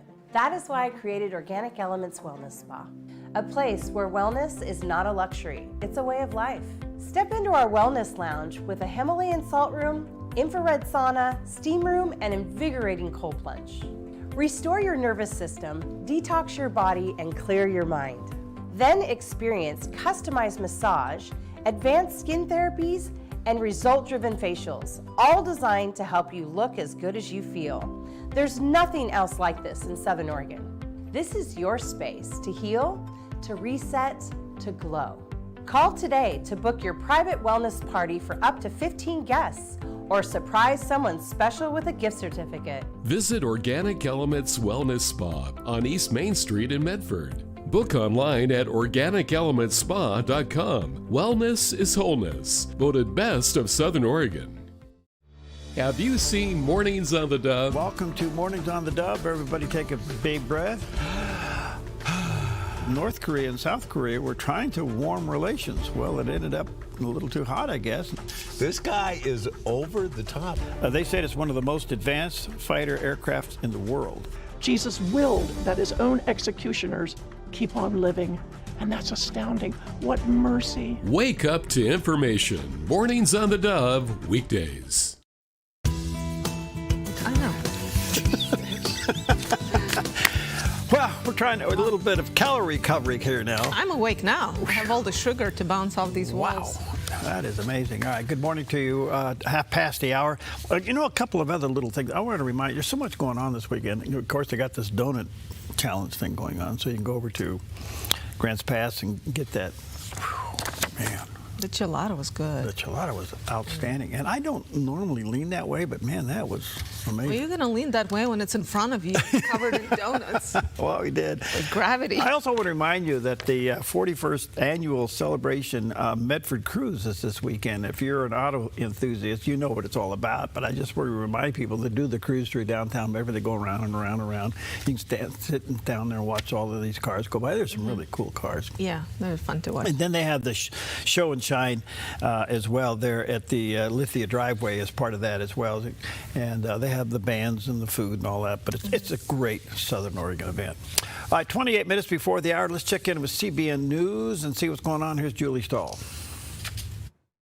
President Trump signed the Memorandum of Understanding to end the war with Iran at a dinner in Versailles last night, while Iranian state television showed photos of President Pezeshkian signing the MOU in Iran. Wednesday, the White House released the text of the MOU, which includes an immediate and permanent halt to war on all fronts, including Lebanon, a commitment not to restart war against each other, and ensures the territorial integrity and sovereignty of Lebanon. Iran is also allowed to retain its missiles, and U.S. and regional partners will formulate a plan of, quote, at least $300 billion for the reconstruction and economic development of the Islamic Republic of Iran. Iran commits not to seek a nuclear weapon, but the details are left to negotiations over a 60-day period. President Trump said he made the deal to avoid an economic catastrophe. If you kept this going, that could have happened. But all I know is every time we talked about the possibility of peace, the stock market shot up like a rocket ship. Trump emphasized that this is only a memorandum of understanding, and if Iran violates the terms, they won't get the money and he'll return to war. It's only $300 billion fund. It's only if they're doing things right. Remember this also, when you talk about billions of dollars, they've had much more than $1 trillion worth of damage done. No, we're going to bomb the hell out of them if they violate the agreement. I don't want them to. I want them to honor the agreement. Israel is not in favor of the deal with Iran. The most pressing concern is its fight against Hezbollah in Lebanon. The Iranian-backed terror group has continued its attacks against northern Israel and IDF troops in Lebanon. An Israeli soldier was killed and 7 others wounded in 2 separate attacks on Wednesday. The Jerusalem Post quoted senior security officials saying that the economic blockade against Iran was working and the regime could not sustain if America had kept up the pressure. Israeli lawmaker Ohad Tal of the Religious Zionism Party blasted the deal in an interview with the Media Line. The agreement with the Iranians is a bad deal, period. It leaves them with their uranium, their missile program, and their ability to spread terrorism around the world, while funneling money to the regime that will only strengthen it and advance its extremist ambitions. Tal said Lebanon should not be included in the U.S.-Iran deal. What happens in Iran is President Trump's issue, but what happens in Lebanon is Israel's concern alone. There are opponents in the U.S. as well, like conservative commentator Ben Shapiro. President deciding to go into Iran and to hit nuclear facilities in Operation Midnight Hammer, and then to go after Iran's ballistic missile facilities and nuclear facilities, Army, Navy, and Air Force in this current operation was the signal act of political bravery, perhaps, of my lifetime. With that said, this MOU appears to be, just from the text, a disaster that does not achieve any of the actual signal goals that were set by the administration at the beginning. Julie Stahl, CBN News, Jerusalem. And our CBN News Middle East Bureau Chief Chris Mitchell is joining us now to continue our coverage. So, Chris, what more can you tell us about what Israeli officials believe about this agreement? Well, Prime Minister Netanyahu, Ephraim, says that Israel is not bound by the terms of the agreement, especially in terms of Lebanon. They're not planning to withdraw from the Lebanon. One senior official said the agreement's quote, terrible for Israel, and added that no one in the Israeli leadership views the Memorandum of Understanding favorably. I would say for Israelis, Ephraim, many are incredulous, feeling like the U.S. has really turned their back on Israel to an extent, a feeling that pressure from Qatar may have helped shift the debate. And for those in the administration that did not favor the war in the first place, we know that Vice President J.D. Vance wasn't one of those in favor of the war, reportedly. And then scratching their heads about President Trump really wanting Syrian President al-Shara to fight Hezbollah. Many see his regime as responsible for atrocities in the last year and a half with the Druze, the Alawites, and the Christians inside Syria. He's also a former al-Qaeda commander. And while on the other hand, the IDF tries to minimize civilian casualties by having people evacuate a combat zone, warning them if a building will hit.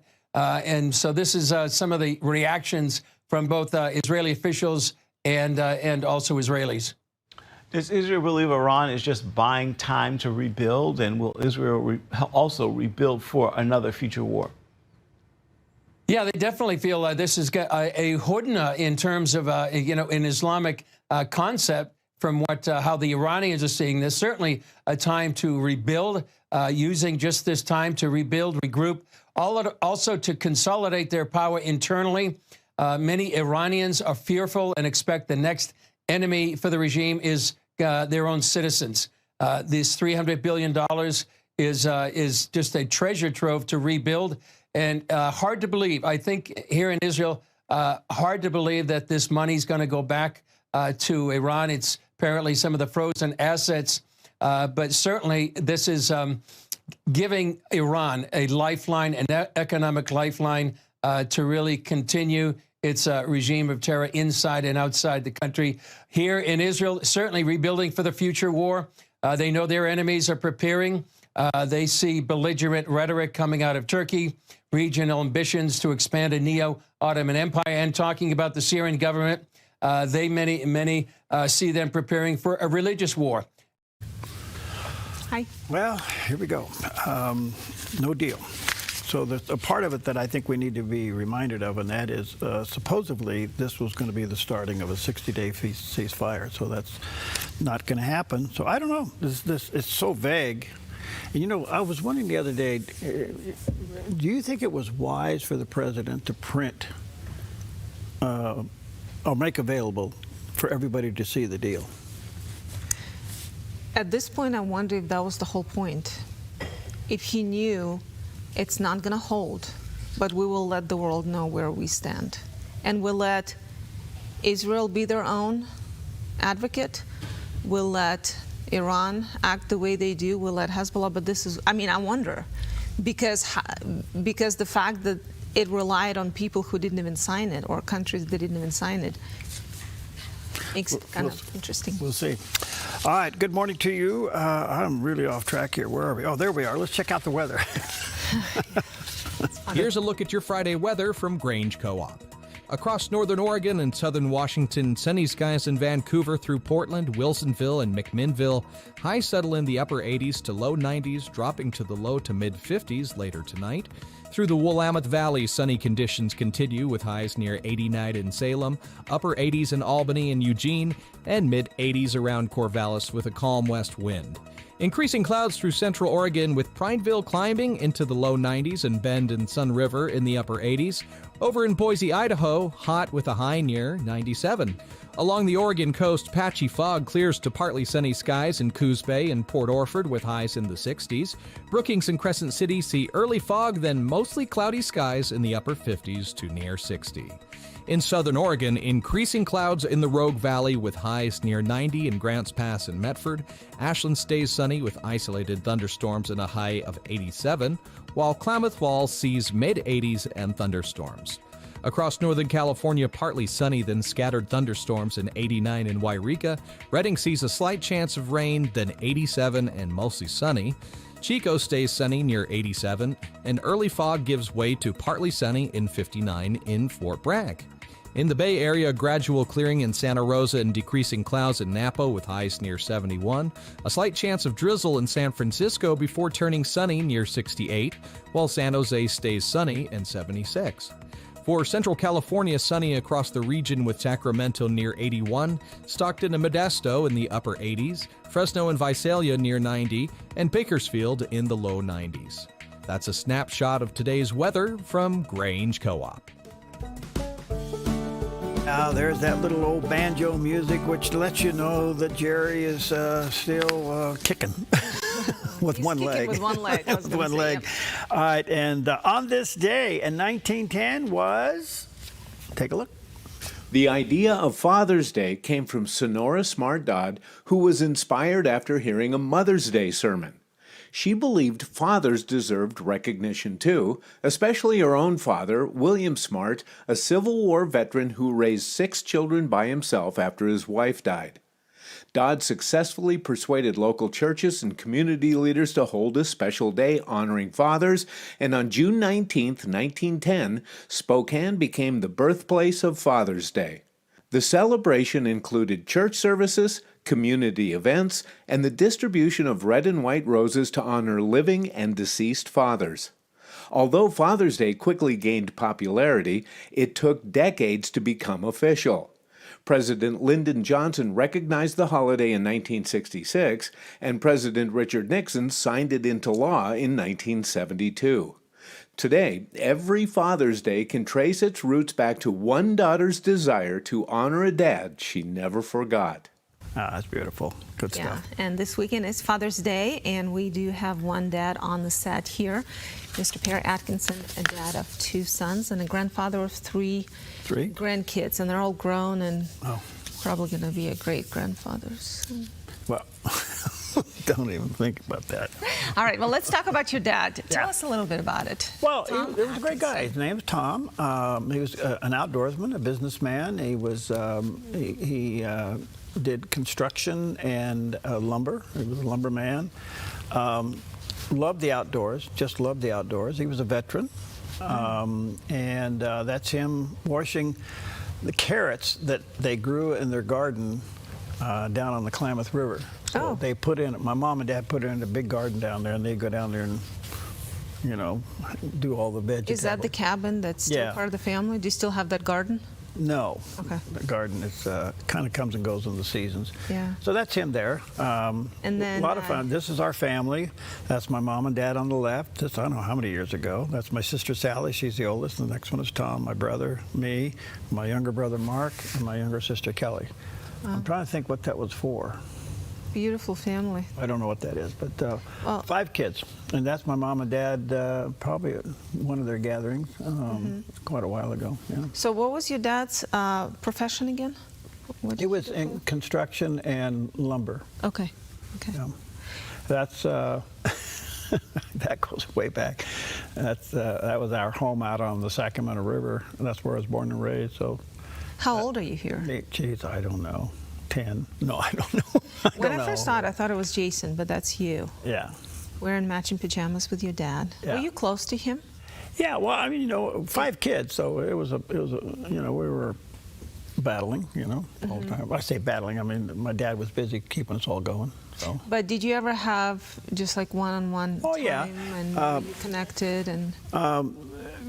I think, you know, the things I remember alone, I remember sitting in the duck blind with my dad and my grandfather shooting ducks. Like I said earlier, that I remember riding on the back of his horse at his ranch in Elko, Nevada, up out of Elko. We'd go deer hunting till I was old enough to ride my own horse. And then we went hunting. And I remember I got my first deer on the side of Copper Mountain in Elko, and we dressed the deer and put it on. Let's see, we put it on the back of my horse to bring it down, and my horse would have nothing to do with it. Bucked and kicked and snorted and everything else to the point where I couldn't ride it. So we ended up swapping horses, And my dad and I rode my horse back to the ranch, and we had to put the deer that we got on the other horse and strap it down. So, remember things like that. I remember crawling on our belly up to a stream and dropping a fishing line into the water, and boom, catch a fish, And this is just a technique to have to crawl on your belly? Well, shh, you don't want to scare the fish. Well, the fishing love has passed down to the next generation. Yeah, Jason picked it up big time. Yeah, so we do have a picture of you with your boys and grandkids here. So yeah, this is that's Perry's all of us. heritage. Yeah, there we So go. happy Father's Day to you. Well, thank you for being a dad to me and to many at the station. Well, I was so looking forward to meeting your father. I'm sorry that didn't happen, but I just know by you telling me about your dad, I think you have a picture of your dad here, that he and I probably would have gotten into trouble.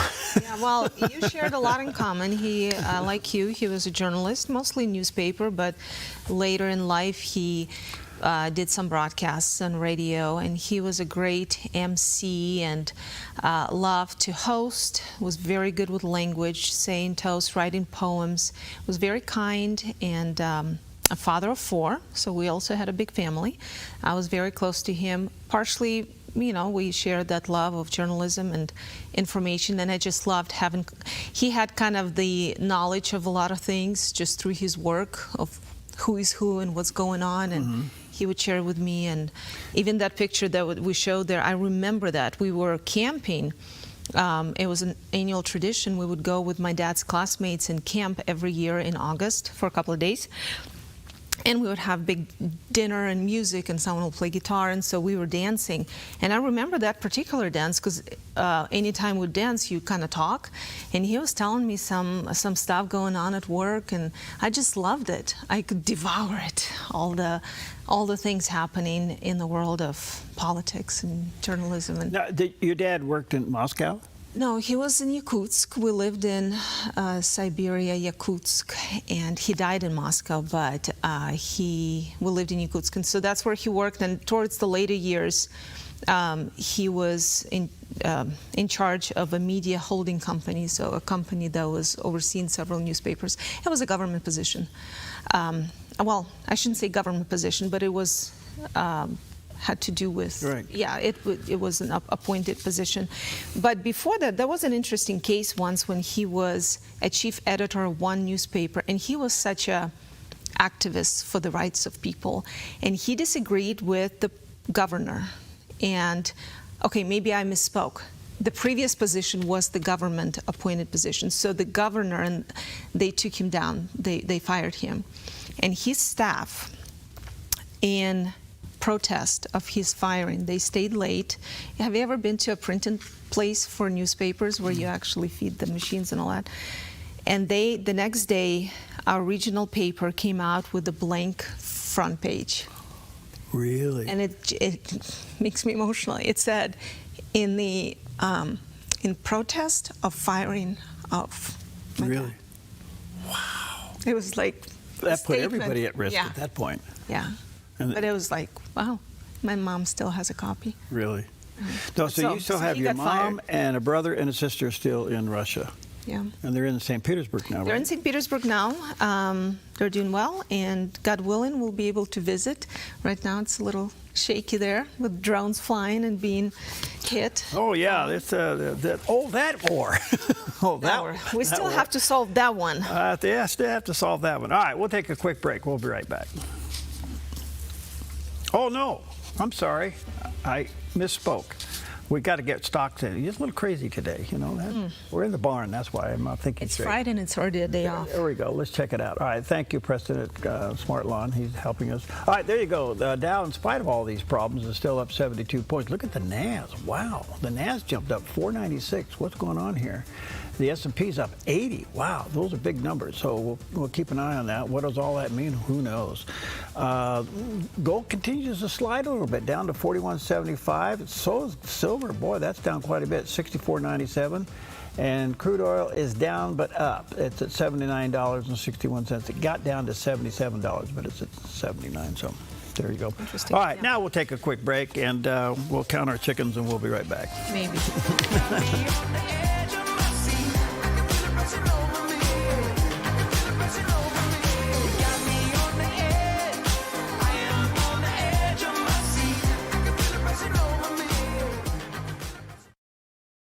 Your sweet tooth just became a force for good. The Salvation Army's Taste Good, Do Good Challenge is on June 5th through the 30th, and local bakeries, restaurants, and shops are serving up exclusive treats you can only get during the challenge. Hit different spots, collect punches, and vote for the best bite in town. And every delicious stop helps support local kids and veterans right here in our community. Start your adventure at tastegooddogood.net.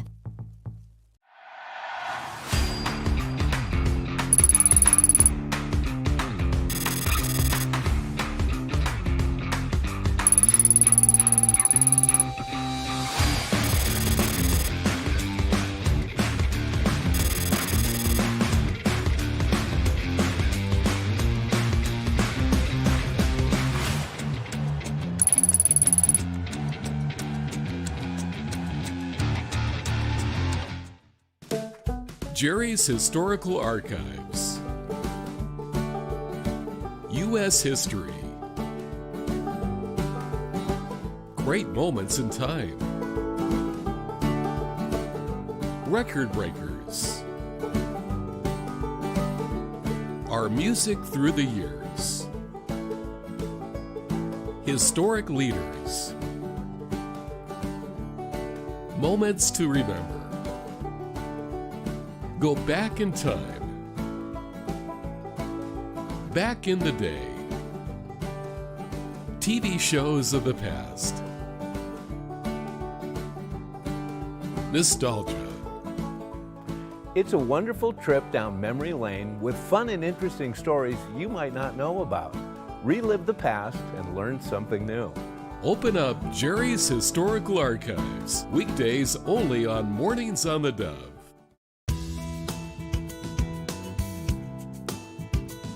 Back to Mornings on the Dove. In just a few moments, we'll have our program focus today where you'll have some mystery guests you don't want to miss. But a few days ago, Perry had on his show Craig DeRoche. He is Family Policy Alliance president, and they talked about the demise of American family and how media has contributed to that. And here's what Craig had to say. An amazingly large role. If you think about the mainstream media, when they controlled all the information, which they did really with the creation of the television, radio really didn't have that large of an impact with advertising. It was mostly product sales back then.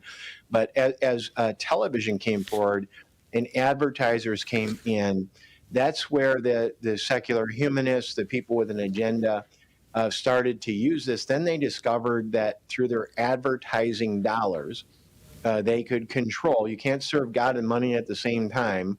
They could control the message of the news shows.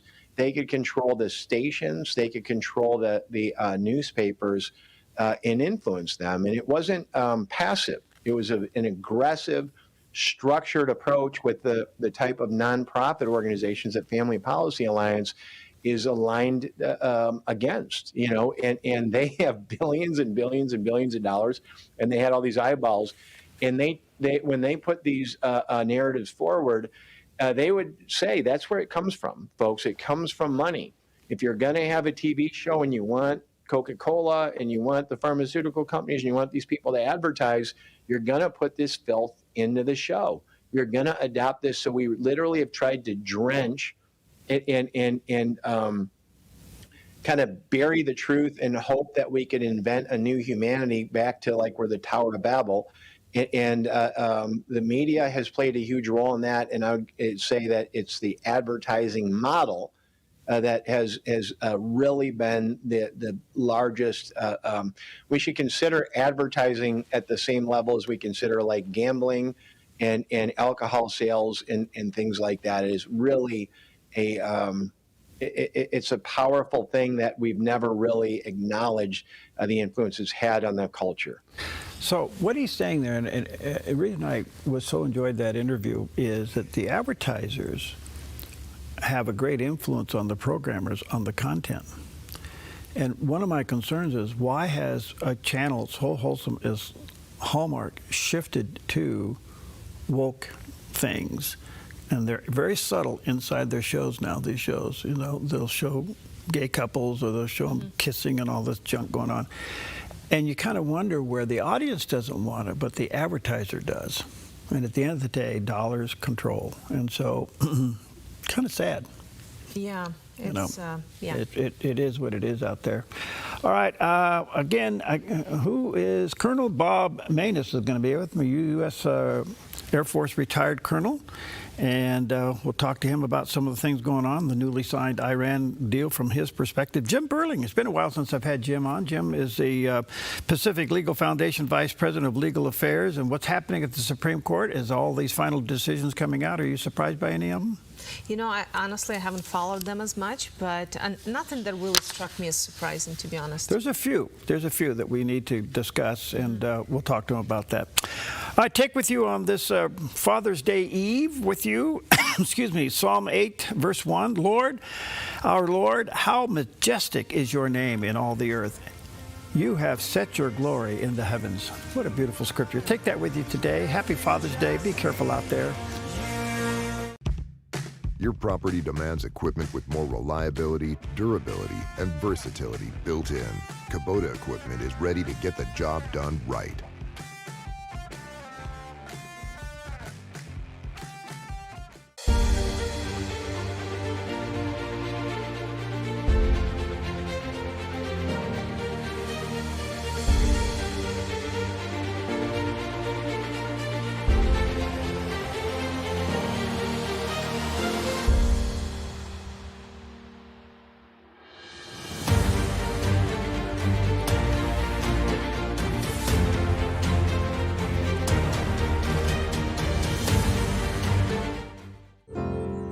Come fall in love with Northridge Senior Living, where contemporary sunlit interiors meet old-world elegance. Walk through our lovely hallways and enjoy the fun staff-led activities.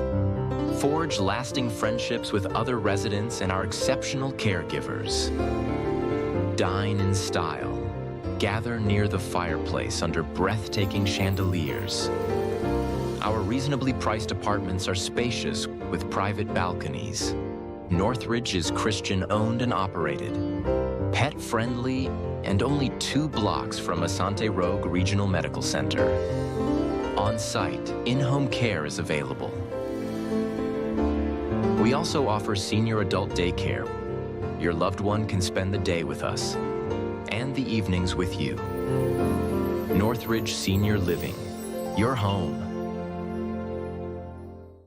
What if the school you chose shaped who your child becomes forever? At Rogue Valley Adventist Academy, every lesson begins with purpose.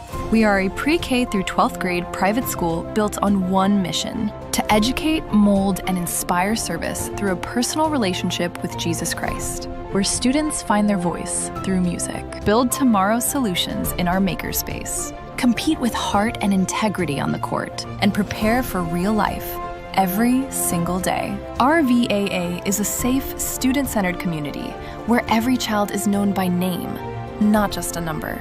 From pre-K through 12th grade, your child will be challenged, supported, and loved. Enroll now. Openings are limited. Visit rvaa.us or call 541-773-2988. Rogue Valley Adventist Academy, located in Medford. Join in and stand out. Find answers to life's biggest questions with pastor and author Bayless Conley, Tuesday, Saturday, and Sunday on the Dove TV.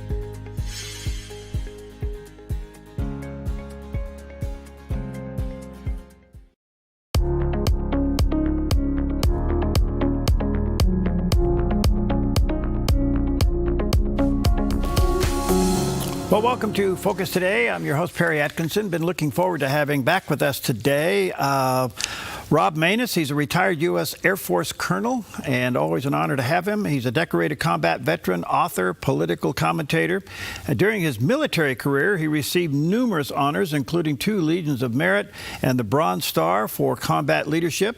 Later, he ran for the U.S. Senate there in Louisiana and now hosts the Rob Maness Show while leading grassroots and political initiatives through what they call the Iron Liberty Group and the Gator Pack. He's also the author of a fascinating book entitled What you can do about it. And there's a picture of that book on the screen. What can you do about it? I'm sure you can get that online. And of course, his website, Rob Maness, MANESS.com. And there's a picture of that landing page. Colonel, good to see you again, friend. How are you? Hey, Perry. Good morning. I'm doing well. How are you? Good. Thanks for your time. Thanks for your passion. All right. From your perspective, the Colonel's perspective, what do you think of the deal that doesn't seem to be going anywhere? Well, it's not a deal yet. That's the first thing people need to understand. It is. This is a memorandum of understanding that lays the groundwork for the beginning of 60 days worth of talks. It's got some good things in it. The number one thing in it is the Iranians have had to sign up to the fact that they will not procure or develop a nuclear weapon, and the technical pieces of getting the enriched uranium out of their control that they've spent many, many years and hundreds of millions of dollars creating as part of these discussions over the next 60 days. The other thing that's really good about this MOU is that the Iranians get nothing if they don't perform to what they have signed up to in the memorandum. And that is completely different than the JCPOA, which was the agreement that Barack Obama signed with them that resulted in him handing over $300 billion US dollars for free, essentially, while they could still enrich uranium. And none of those things are true with this MOU. So just from that perspective alone, I think that we have a good start on this. Okay. What's the delay then? Why isn't the vice president going over there today? I don't know. I saw some early reporting about that this morning. I really don't have any information on it as to why he's not. I will say that Hezbollah fired on Israel yesterday, and it's my understanding Israel responded. And if the Iranians are using that as a reason to not show up for the talks and delay this, even though they've signed this MOU, the president is going to hold them accountable. I am sure of it. As a matter of fact, he has already tweeted out, I just saw it come across, that we didn't meet out of desperation. Iran did. They are finished. We'll play out the 60 days. They get no money, not 10 cents. And it's titled Iran is Finished. So there's a long ways to go in this process. They've got some things that they've got to figure out. Israel's getting attacked by Hezbollah, and their response in defending themselves is something that the Trump administration has to have a discussion with Prime Minister Netanyahu and his team so they are in a coordinated effort moving forward, because like it or not, Israel is part of the combined military operation that happened with Epic Fury. We joined them in that, and the Iranians have managed to get them inserted into this peace process. So, in reading the 14 points of the MOU, Lebanon's mentioned quite a few times at the top of that, but nowhere does Israel sign. So it's kind of a tricky deal. So Israel, obviously, they lost 4 military people in this attack. 4 were killed, and they responded. So the fact that even though it's implied that Israel is not to stay in Lebanon, they are not bound by the agreement. So how tricky is that? It's very tricky. And you're exactly right. Israel is not bound by this agreement. They're not even mentioned in the agreement, even though Lebanon is.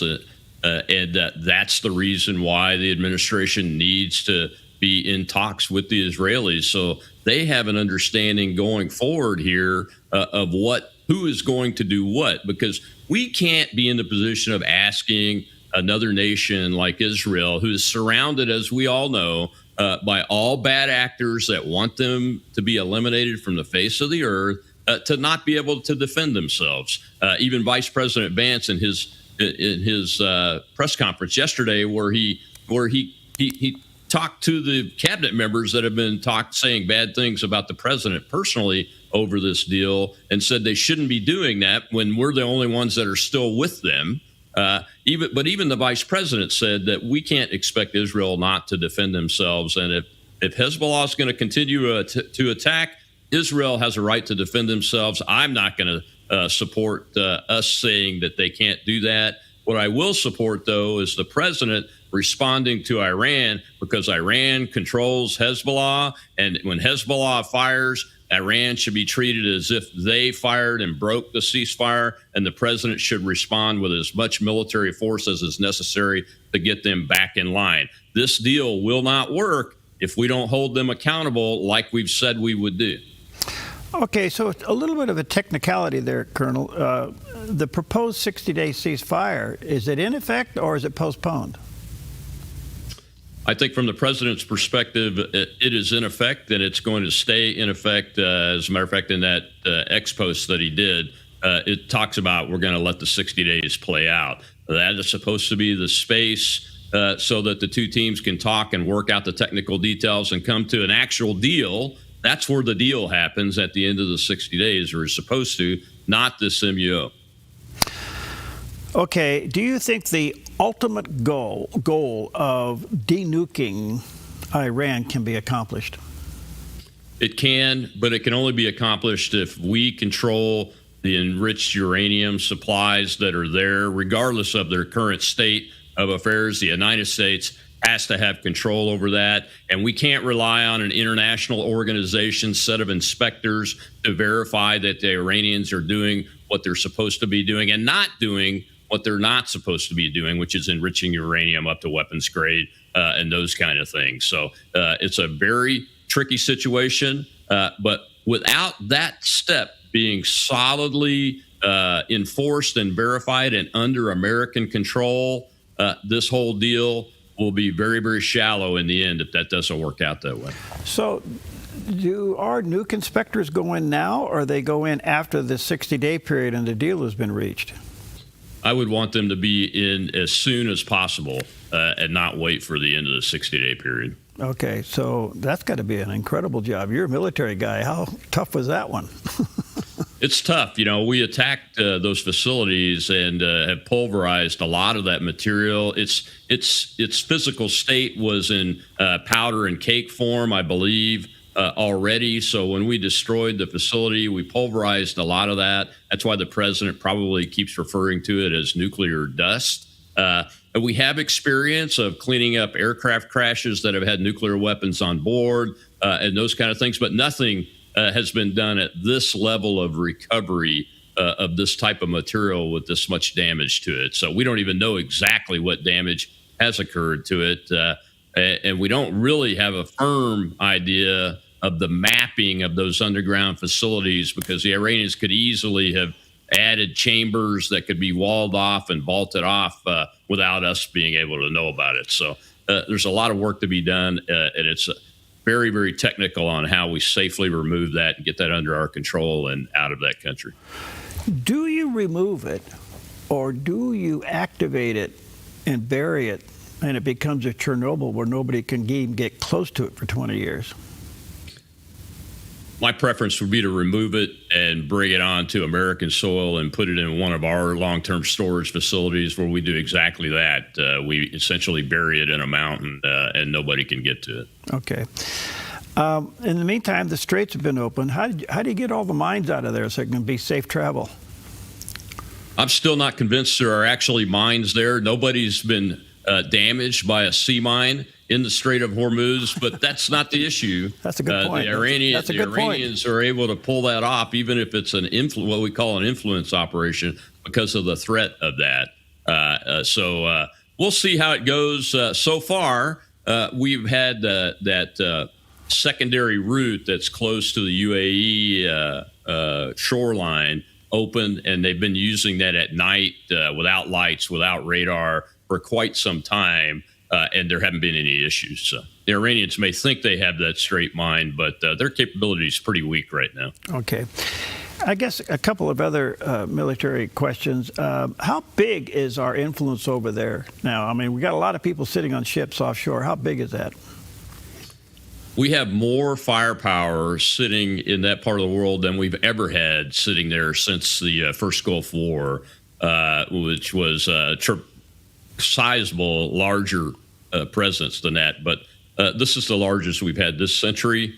And I think that with the president's will, if he will do what he says he will do and use that firepower if it's necessary to do that without hesitation, our influence is quite high.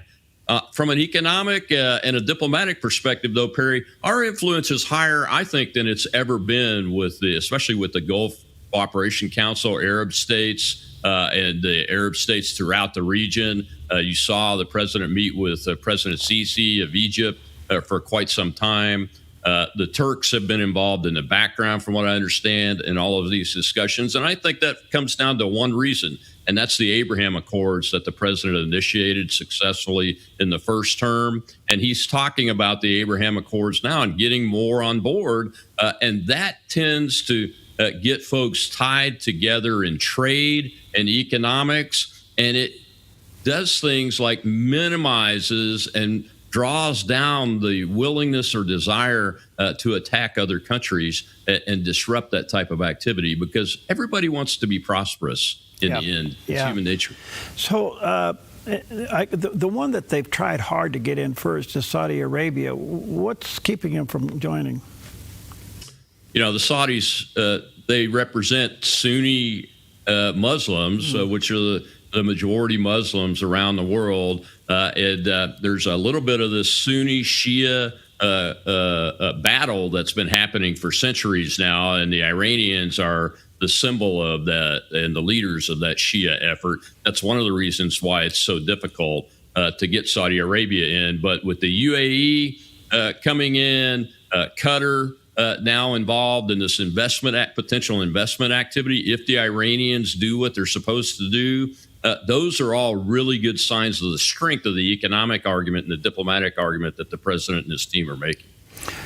Logistically, Colonel, how do you keep that amount of, a presence in that area? How do you keep it fresh and ready?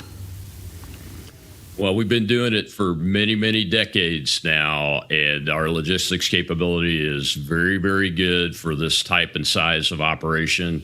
It does create some scheduling issues with things like U.S. aircraft carriers and those kind of things, but none of that is insurmountable for as long as the president needs the capability to be there. Okay.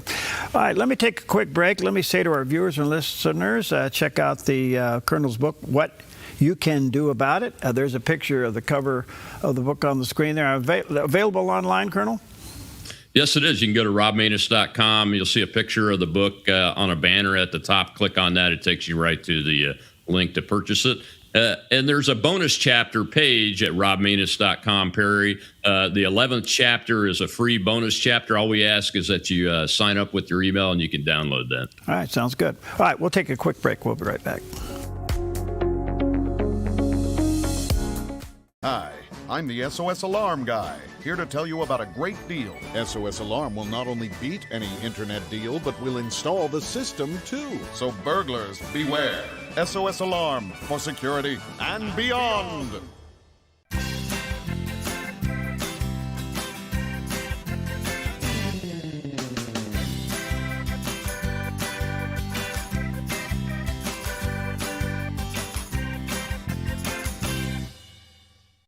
Have you seen Mornings on the Dove? Another attempt on President Trump's life over the weekend. I think they hate this man so much that at any cost, at any excuse, any way, they want him gone. I think the real reason here is that he's taken 60 years of the slow evolution of the democratic stronghold in America with corruption and fraud and the advancement of socialism and turned it upside down.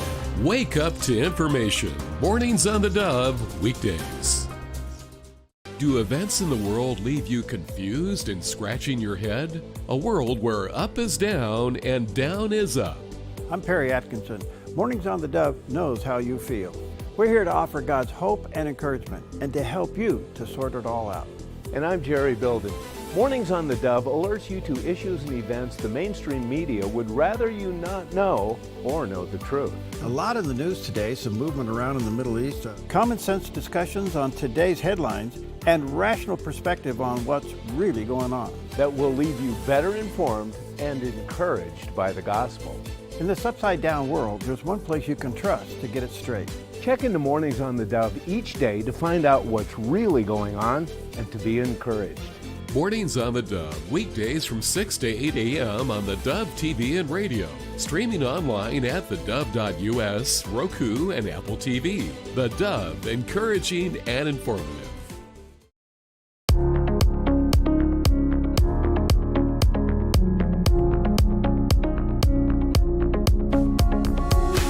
Okay, welcome back, and such an honor to have back with us today Colonel Rob Maness. He's a retired U.S. Air Force colonel, decorated combat veteran. He's the author of a fascinating book called What You Can Do About It. There's a picture of the cover of the book, and of course it's available online. But go to his website, robmaness, MANESS.com, and you can click on the book there and click on an extra chapter. So check that out. Colonel, let me switch over to your political side of things. I mean, you did run for the U.S. Senate, and hopefully you can get back there or get there someday. Let me ask you this. If you were sitting on the Senate floor today, what would you do with the SAVE Act? I'd be calling to pass the Save America Act immediately out of a national security need, Harry. Our voting system, not having the confidence of over 80% of the American people, regardless of their political party, is a disaster for a republic that relies on those votes to send their representatives to the federal Congress, the state legislatures, the city council, the county commissioners or supervisors. For goodness sake, if we can't have a valid, highly confident voting system, where is America? We were once the gold standard that we're asked to send our people out to third world countries to monitor their elections. And now folks are calling for monitors to come monitor our elections. Pass the Save America Act. It's a common sense and the right thing to do from a national security perspective. So you got 4 Republicans joining the Democrats stopping the SAVE Act from going through. I'm sure you can comment on that. But at the end of the day, isn't this a leadership problem? It is a leadership problem.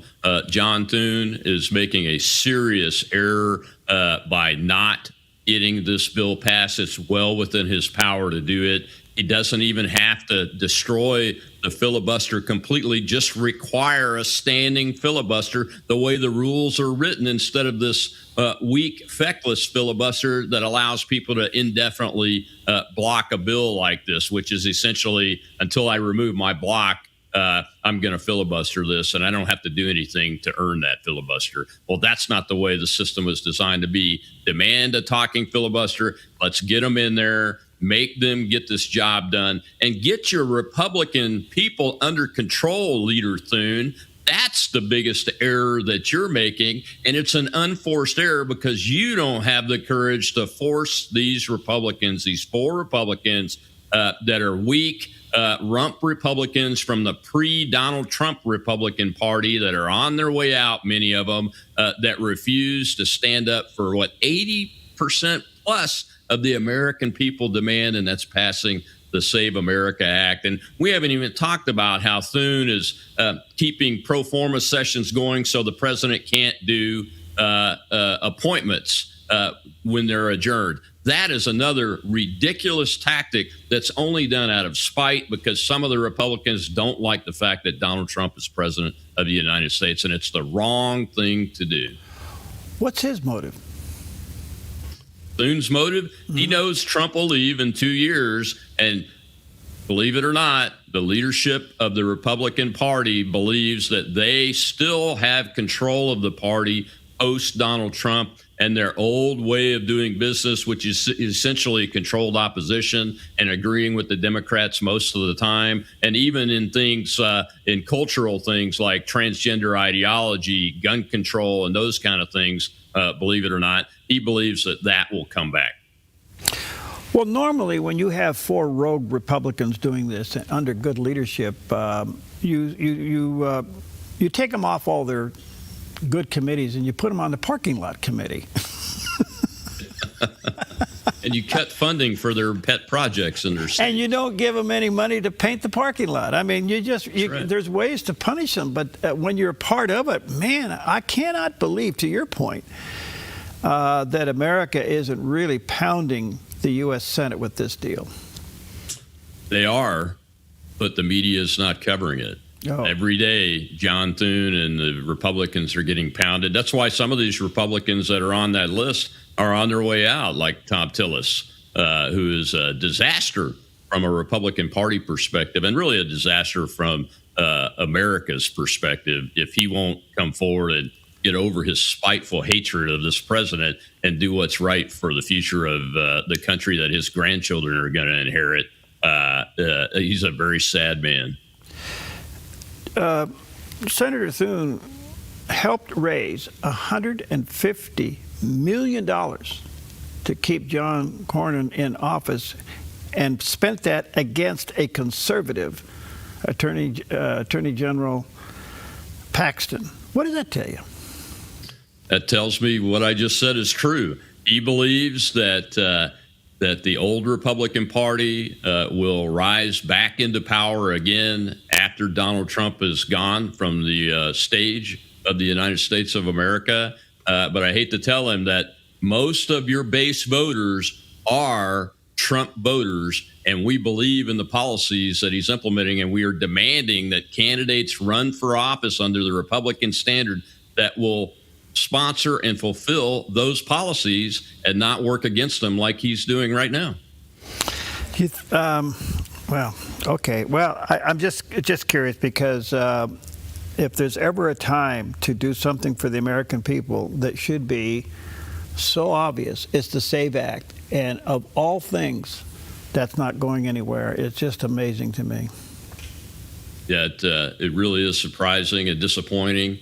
That's why folks, groups like Scott Pressler's group is headed up there right now to work grassroots effort because we're going to try to get him defeated the next time he's up for re-election and make that Republican Party in that state that's supporting him make sure that they understand that they're on the wrong side and they are behind the times on what's going on with Republican Party policy. If the Senate is retained by the Republicans and some new ones come in, do you think there would be a move to replace Thune as majority leader? There will be, but it's very difficult. Even though you only need about 5 swing votes, it's very difficult to do that, as we saw on the last go-around. We tried to get somebody like Rick Scott to go in and be the leader, and it just was very difficult. That effort failed. But it's entirely possible to do that. One of the things that we need to change is the seniority rules in the U.S. Senate, and that's a rule change that needs to be done by senators. You need to ask your candidates that are running for senator about the seniority system, because that's one of the reasons why you end up with a 90-something-year-old senator from Kentucky who is having essentially what I think are mini strokes during press conferences and his brain's locking up.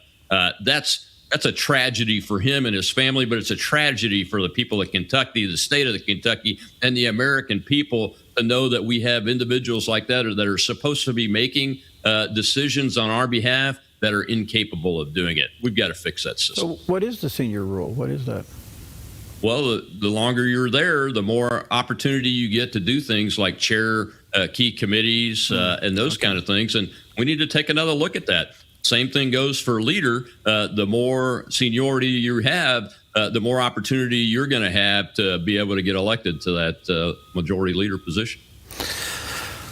What do you want people to get from your book, Colonel? In this 250th year of our declaration, Perry, this book answers the question, what can I do about it? Because that's what Americans do. They ask that question when there's a problem. You know, the men that went out on Lexington Green and in Concord on April 19, 1775, those men and boys, they asked themselves, what can we do about the government coming to take our guns and our arms that we use not just for our community's defense, but our very livelihoods and survivals?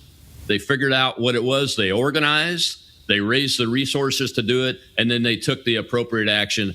That's what this book is about. It's got some biographical stories from my life of growing up as a West Tennessean in two big families from West Tennessee, and talks about great Americans like Colonel David Crockett, who was a congressman twice from that area, and of course, many of our great American leaders. But it also talks about what I learned from the men in my mom and dad's families, my uncles, my dad's brothers, and my mother's brothers, and how they helped raise all of us as our mentors, every opportunity they had for us, and how I became an American that asks that question, well, what can I do about it? And then sets out to do that and answer the question by organizing people, raising resources like raising funds, and then taking the appropriate action to get the job done at the local level as possible, because that always has good national impact. You bet it does.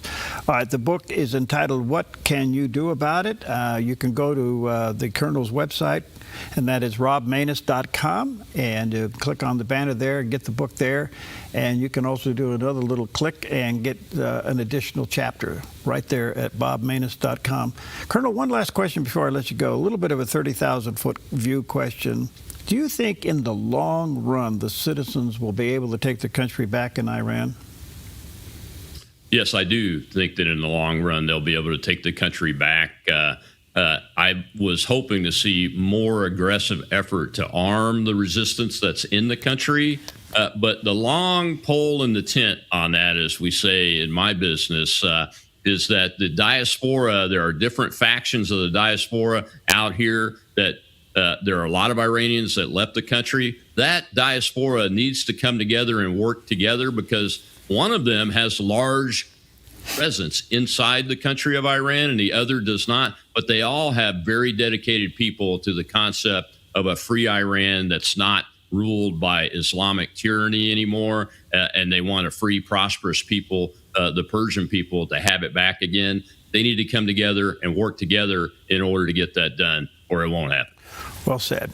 Thank you, friend, for your time. We value it greatly. Again, robmanus.com is the website, and click on the book there. You can what you can do about it, and there's a picture of the landing page. Thank you, Colonel, for your time, and thank you for your service, friend. Thank you, Perry. God bless you. God bless you. You too, buddy. God bless. The Black Barn Kitchen and Deli is a farm-to-table restaurant located in the historic schoolhouse in Jacksonville. Offering upscale dining and casual fare. Enjoy brunch, deli, and dinner, featuring local source ingredients we grow. A warm sense of comfort greets you as you're surrounded by stunning artwork by my wife. We're a community-based business. With every sandwich you purchase, we give one back to our community. It's a feel-good experience. Come visit the Black Barn Kitchen and Deli in Jacksonville. The Lennox iComfort S30 thermostat can sense changes in your environment. It even knows when you come and go. So now your home's most important system is also the smartest. Metal Masters can give you the smartest home comfort system available. It knows when you're away and adjusts when allergens and humidity get uncomfortable. Trust Metal Masters to provide perfect air for your family. Lennox. Air is life. Make it perfect. Come fall in love with Northridge Senior Living, where contemporary sunlit interiors meet old world elegance. Walk through our lovely hallways and enjoy the fun staff-led activities. Forge lasting friendships with other residents and our exceptional caregivers. Dine in style. Gather near the fireplace under breathtaking chandeliers. Our reasonably priced apartments are spacious with private balconies. Northridge is Christian-owned and operated, pet-friendly, and only 2 blocks from Asante Rogue Regional Medical Center. On-site, in-home care is available. We also offer senior adult daycare. Your loved one can spend the day with us, and the evenings with you. Northridge Senior Living, your home.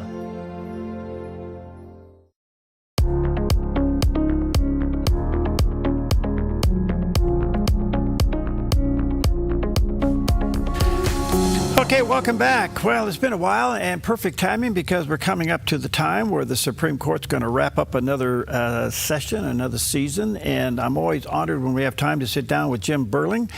He's the Pacific Legal Foundation Vice President of Legal Affairs and the author of a fascinating book as it deals with property rights. It's called Nowhere to Live, The Hidden Story of the American Housing Crisis. And there's a picture of the cover of that book on the screen, and this is very resourceful.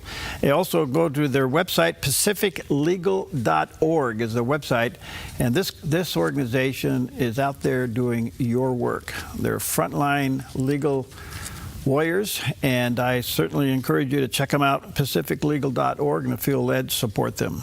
Jim, good to see you again, friend. How are you? It's great to see you again, Perry. Thank you. All right, we're coming up to the term here, and any big decisions bumping out on you? Well, we've had a few decisions. I think what's more interesting is what hasn't happened yet, of course, because we're still waiting for the decisions on birthright citizenship. We're waiting for a variety of decisions dealing with there's a property right case that we have pending before the court. There are ones dealing with the ability of school children to play in sports and opposing their gender, that is, boys playing girls' sports. So there are a variety of decisions that are waiting to happen. And of course, there have been a few that have been very important that have come down already, dealing with voting rights, conversion talk therapy, a case out of Colorado that was decided a month or so ago. So we've had some fascinating cases.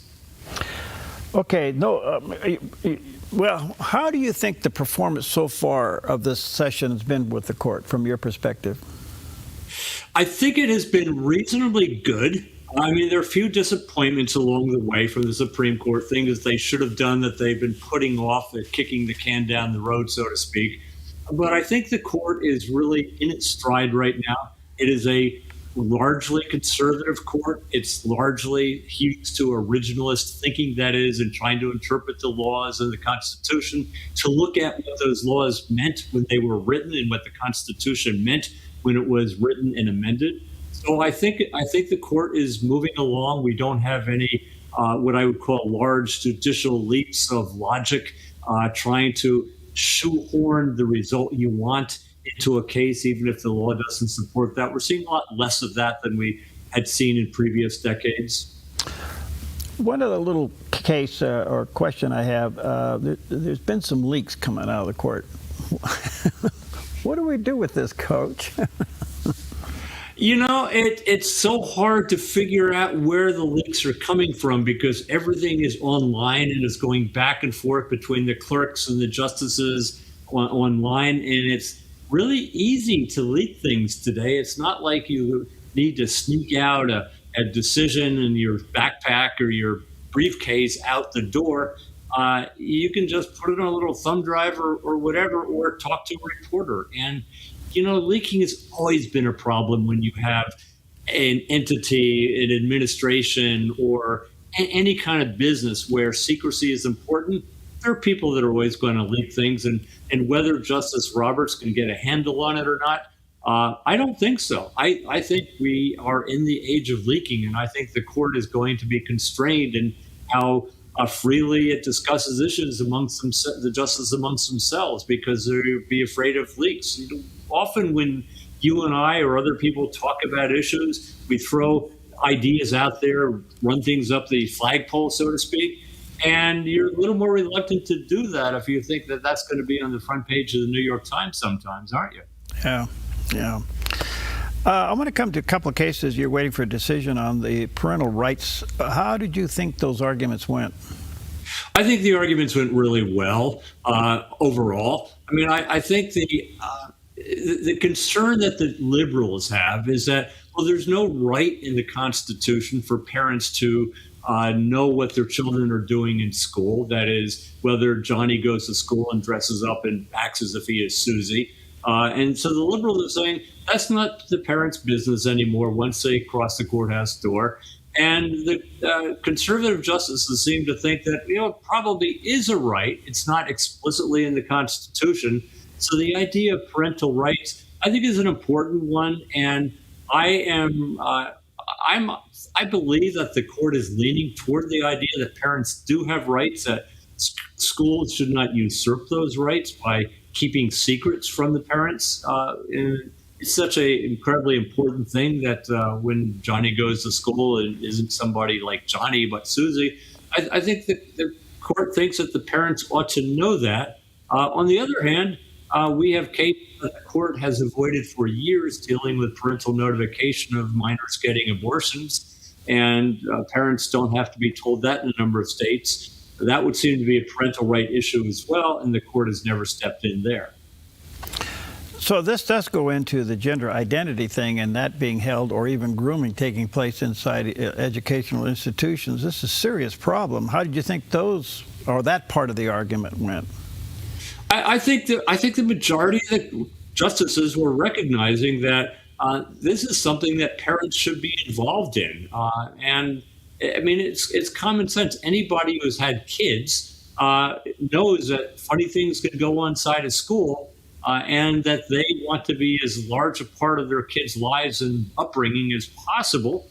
And a responsible parent needs to know these things. So I think the court was sympathetic to that argument. Now, whether they're going to find a constitutional right or not, that's the larger question. And we won't know until the decision comes out. It's kind of interesting because you're seeing the pushback even outside of the court. I mean, schools are starting to push back, athletes are pushing back, teams are pushing back. So it seems to be gaining its own clarity outside of the court. So we'll see where this goes, I guess, in the long run.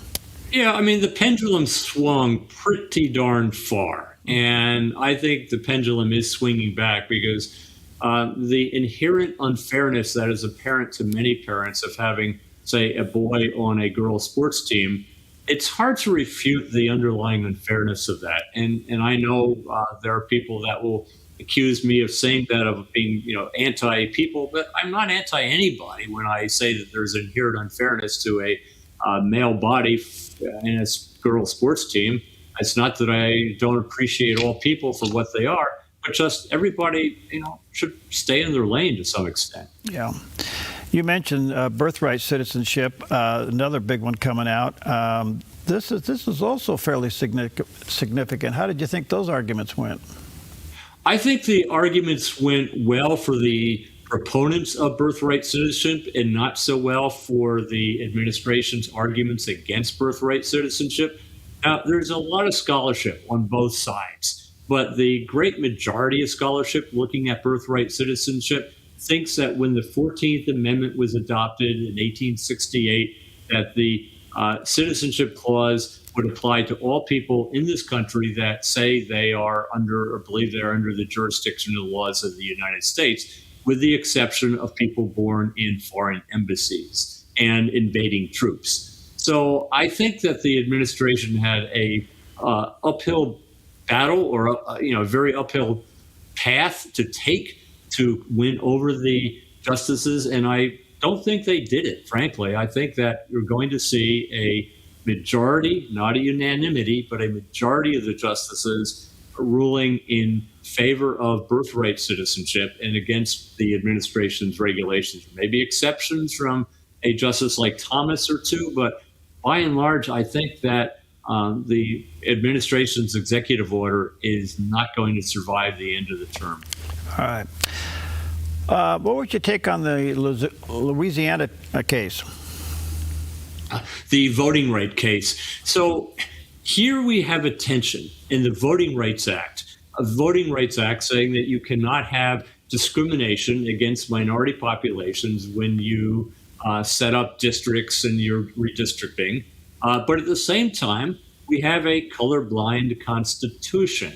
And the court has made it clear that ever since a large dissent in a railroad discrimination case back in the 19th century called Plessy versus Ferguson, that the idea of a colorblind constitution is paramount and really central to the way that we should think about racial issues in this country, that the discrimination in our laws should not tilt the thumb, or should not put the thumb on the scale on behalf of or against any particular race. So now you have this conundrum in redistricting. You don't want to make the redistricting based on race, but you can make it based on politics. but how do you separate politics from race apart from one another? And that's been the very difficult issue.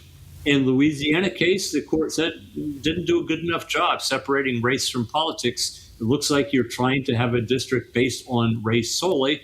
And so the court said, no, you're not going to be able to have your districts gerrymandered for race. You can only do it for politics, but keep race out of it. And that's not an easy task necessarily, but that's the task that the Constitution has given the states with the Voting Rights Act and with the Voting Rights Act. Well, isn't that being challenged in Texas too? Yeah, it's being challenged a lot of places where, and a lot of states, I sympathize with them. They were hit with rulings saying that they had discriminatory district lines based on, they thought they were basing them on politics, but too much on race, so they're told not to do that. And so they try to create another minority majority district, and now they're being told they can't do that. So I think we have had an evolution in our understanding of both the Voting Rights Act and the Constitution, and I think states are going to have to adjust. And that's the Texas case, that's the Louisiana case. So we've had a number of cases, and I think there are going to be more to come. The court has made it clear it's not going to look at political gerrymandering, but it will look at racial gerrymandering. Well, I guess I'm trying to figure out political gerrymandering. It happens all the time, but you kind of wonder what is the matrix for that? Yeah, well, the matrix has to include voting patterns, but not racial patterns. And as I said, trying to separate those out, if you've looked at some of these cases out of West Virginia and out now Louisiana and Texas, it's really hard to tease that out. And you have computers with their algorithms, they can crunch any number of numbers you want, come up with any kind of district you want. And to try to exclude race and say that you actually did exclude race from that consideration, I would not want to be a state trying to figure this out, quite frankly. But they know now, the Supreme Court has made it clear that you cannot consider race. You have to be colorblind, and not political blind, but colorblind. Well, it's interesting. Redistricting being what it is, I thought it was supposed to be a population thing, but obviously that's gone by the wayside. Well, it's one person, one vote, but which person we're going to count more than in others? Well, in California, how do you make a blue state more blue? I mean, what are they trying to do there? I am the land of crazies, so it's hard to say. Yes, I do live in California, if your readers don't know that. Yeah. I mean, we're trying to impose our will not only on California, but on other state policies as well, through the goods that are imported here or the exportation of drugs like mifepristone to other states. California is going its own way. I mean, we have a governor that is an aspiring president, and he wants to be solidly in the progressive camp, while at the same time not upsetting too many of the more moderate Democrats. So, I mean, California is unique in many ways, and it is an interesting state. Like the old curse goes, may you live in an interesting state, if I could paraphrase that a little bit. Good stuff. All right, let me take a quick break. Check out Jim's book. I think you'll find it resourced. We'll talk about it briefly, but it's a very important book called Know Where to Live, The Hidden Story of the Americans' Housing Crisis. And boy, he hits the nail on the head with that. And also pacificlegal.org. This is the organization that's working for you. Check them out and support them. We'll be right back. Buying or selling a home can be stressful. It's one of the biggest decisions you'll make in your lifetime. That's why it's important to work with someone you trust, someone who has the right experience and knowledge of the market. Hi, we're Patrick and Paulina Leiser with Leiser Real Estate Group. And whether you're looking to buy or sell a home, our mission is to take the stress out of the transaction and make it as seamless and rewarding as possible. Contact us today. We look forward to working with you. I'm Susanna, and I contracted KA Designs to do custom cabinets throughout my house. we chose a really beautiful maple wood that really creates like a nice airy space. Everything was custom, and it was really cool because I got to literally see it come to life in person. We love to entertain, and we have a large family, so it just, everything came together perfectly, exactly what I wanted. I highly suggest KA Designs if you're looking to design your dream house. Go check them out in their showroom. You will not be disappointed. What if the school you chose shaped who your child becomes forever? At Rogue Valley Adventist Academy, every lesson begins with purpose.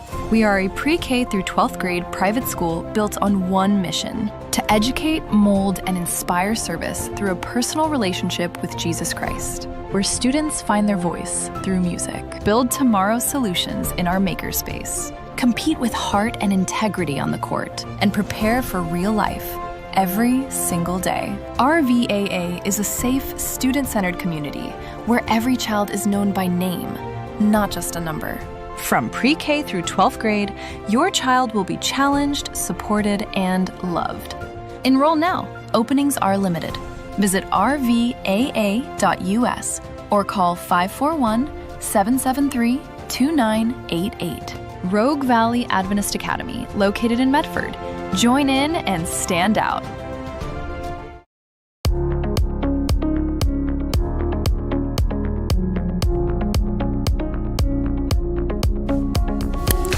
Welcome back. Always an honor to have with us Jim Burling. Jim is the Pacific Legal Foundation's Vice President of Legal Affairs, and this organization is outstanding. Frontline legal warriors on your behalf. Check them out. pacificlegal.org is the website. And go there, check out, follow most of the cases, all the cases, the key cases, and support them, serving you for a long time. And he's also the author of a fascinating book, Nowhere to Live, The Hidden Story of America's Housing Crises. And Jim, we talked about this briefly, but what's behind this book and why did it attract your attention? I've been litigating property issues for about 40 years now, over 40 years. And the common thread of these cases is people are trying to do something with their property, whether it is building homes, building a business, running a business, and they get stymied in the courts based on zoning laws, based on environmental laws, and all kinds of government interferences. And this has caused it to be very difficult to build homes in America today.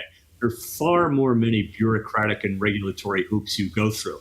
And it fascinated me, how did we get here?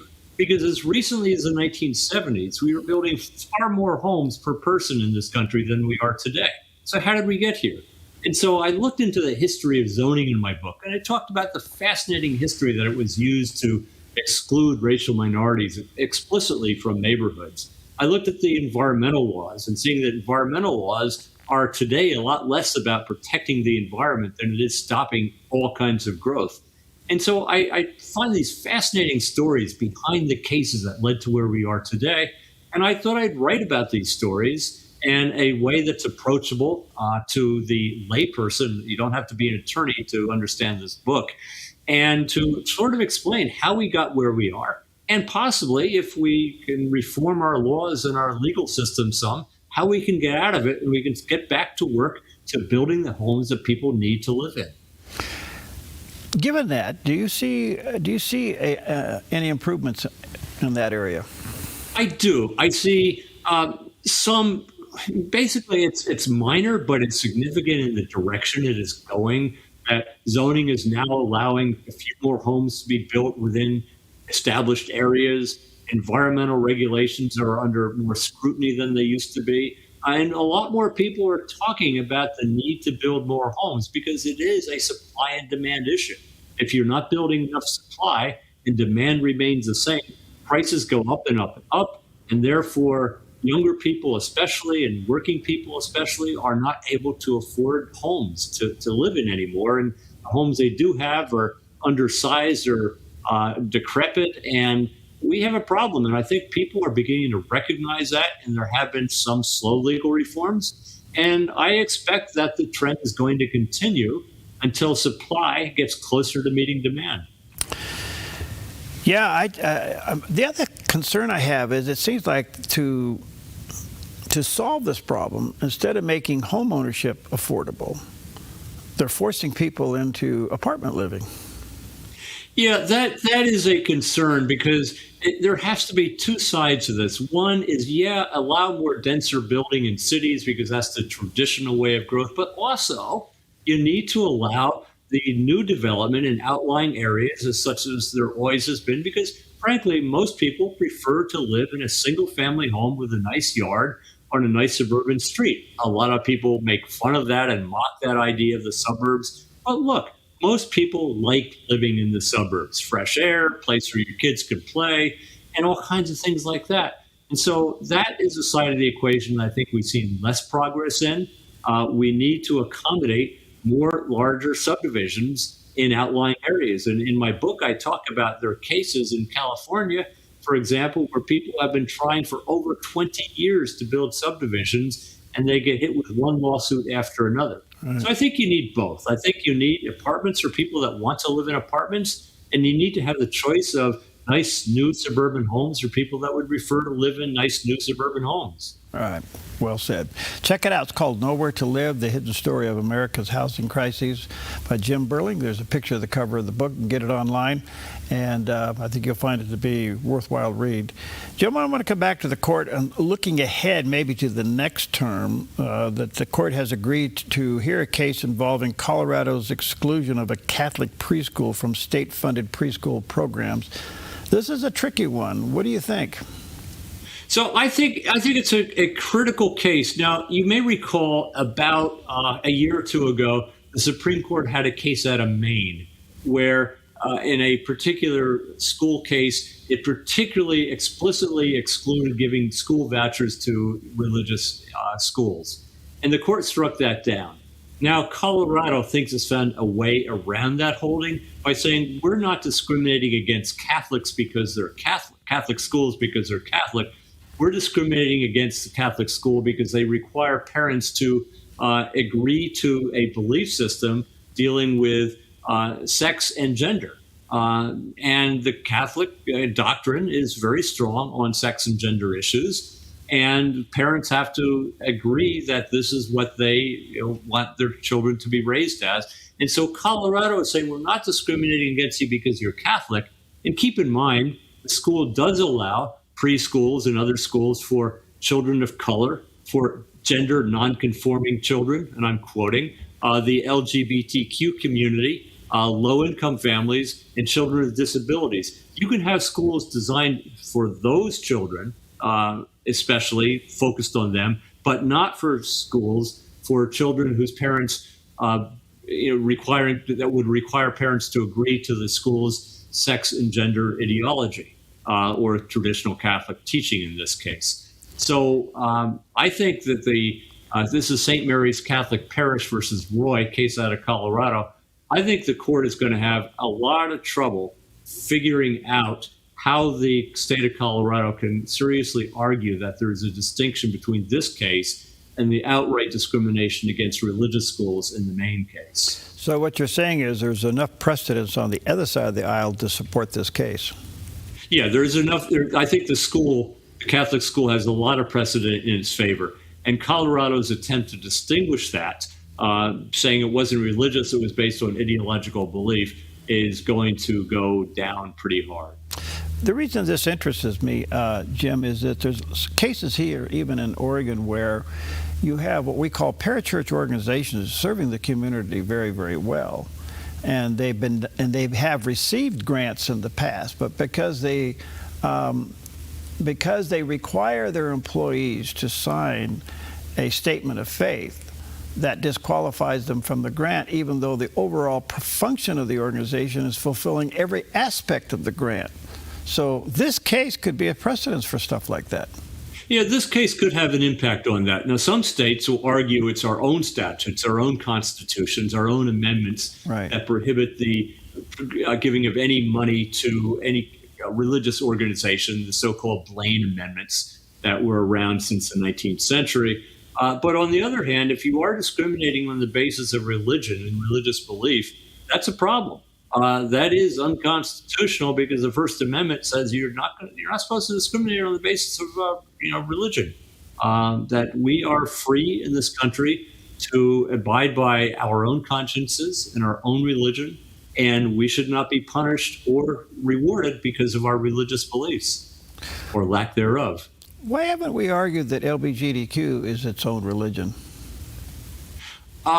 So far, they haven't wrapped it around. I mean, the definition of religion is not that easy sometimes because there are ideological religions, and there are religions based on a belief in God or a particular type of God or gods. You know, we have all kinds of religions in this country, and LGBTQ is much more ideological, if you will, than it is religious, although it is a rejection of certain religious values that some religions hold.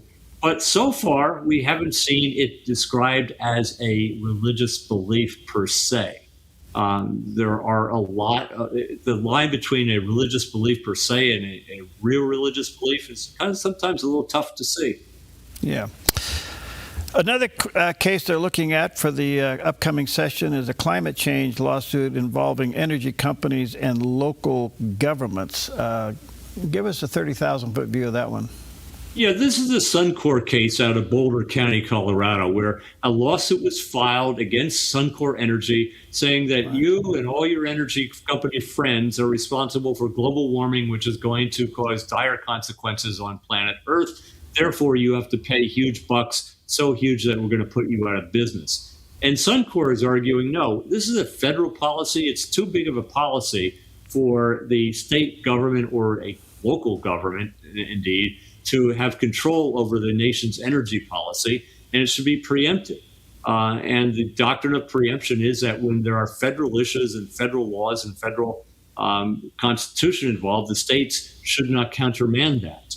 And so the question is, does the lawsuit brought by Boulder, is it contrary to federal policy and law to the extent that it is preempted by that federal policy and law? We will see. It's a huge issue. Federal preemption of local law cuts both ways. And we don't exactly know how all the liberals and conservatives are going to fall on this particular case, because in some cases, you might want federal preemption, but in others, you certainly do not. That's why you're there, buddy. That's why you're there. All right, check it out. PacificLegal.org is the organization. You can track all this through that organization, support them, do a great job. Jim, you're fascinating. Thank you. You always give us the time when we call, and I do value that. Let me say to our viewers and listeners, check out his book called Nowhere to Live, The Hidden Story of America's Housing Crisis. And quickly, where can they get that, Jim? They can get that at Amazon, Barnes & Noble, or ask your local bookstore to order it. All right, there it is. It's called Nowhere to Live, The Hidden Story of America's Housing Crisis. God bless you, friend. Thanks for your time. My pleasure. Thank you.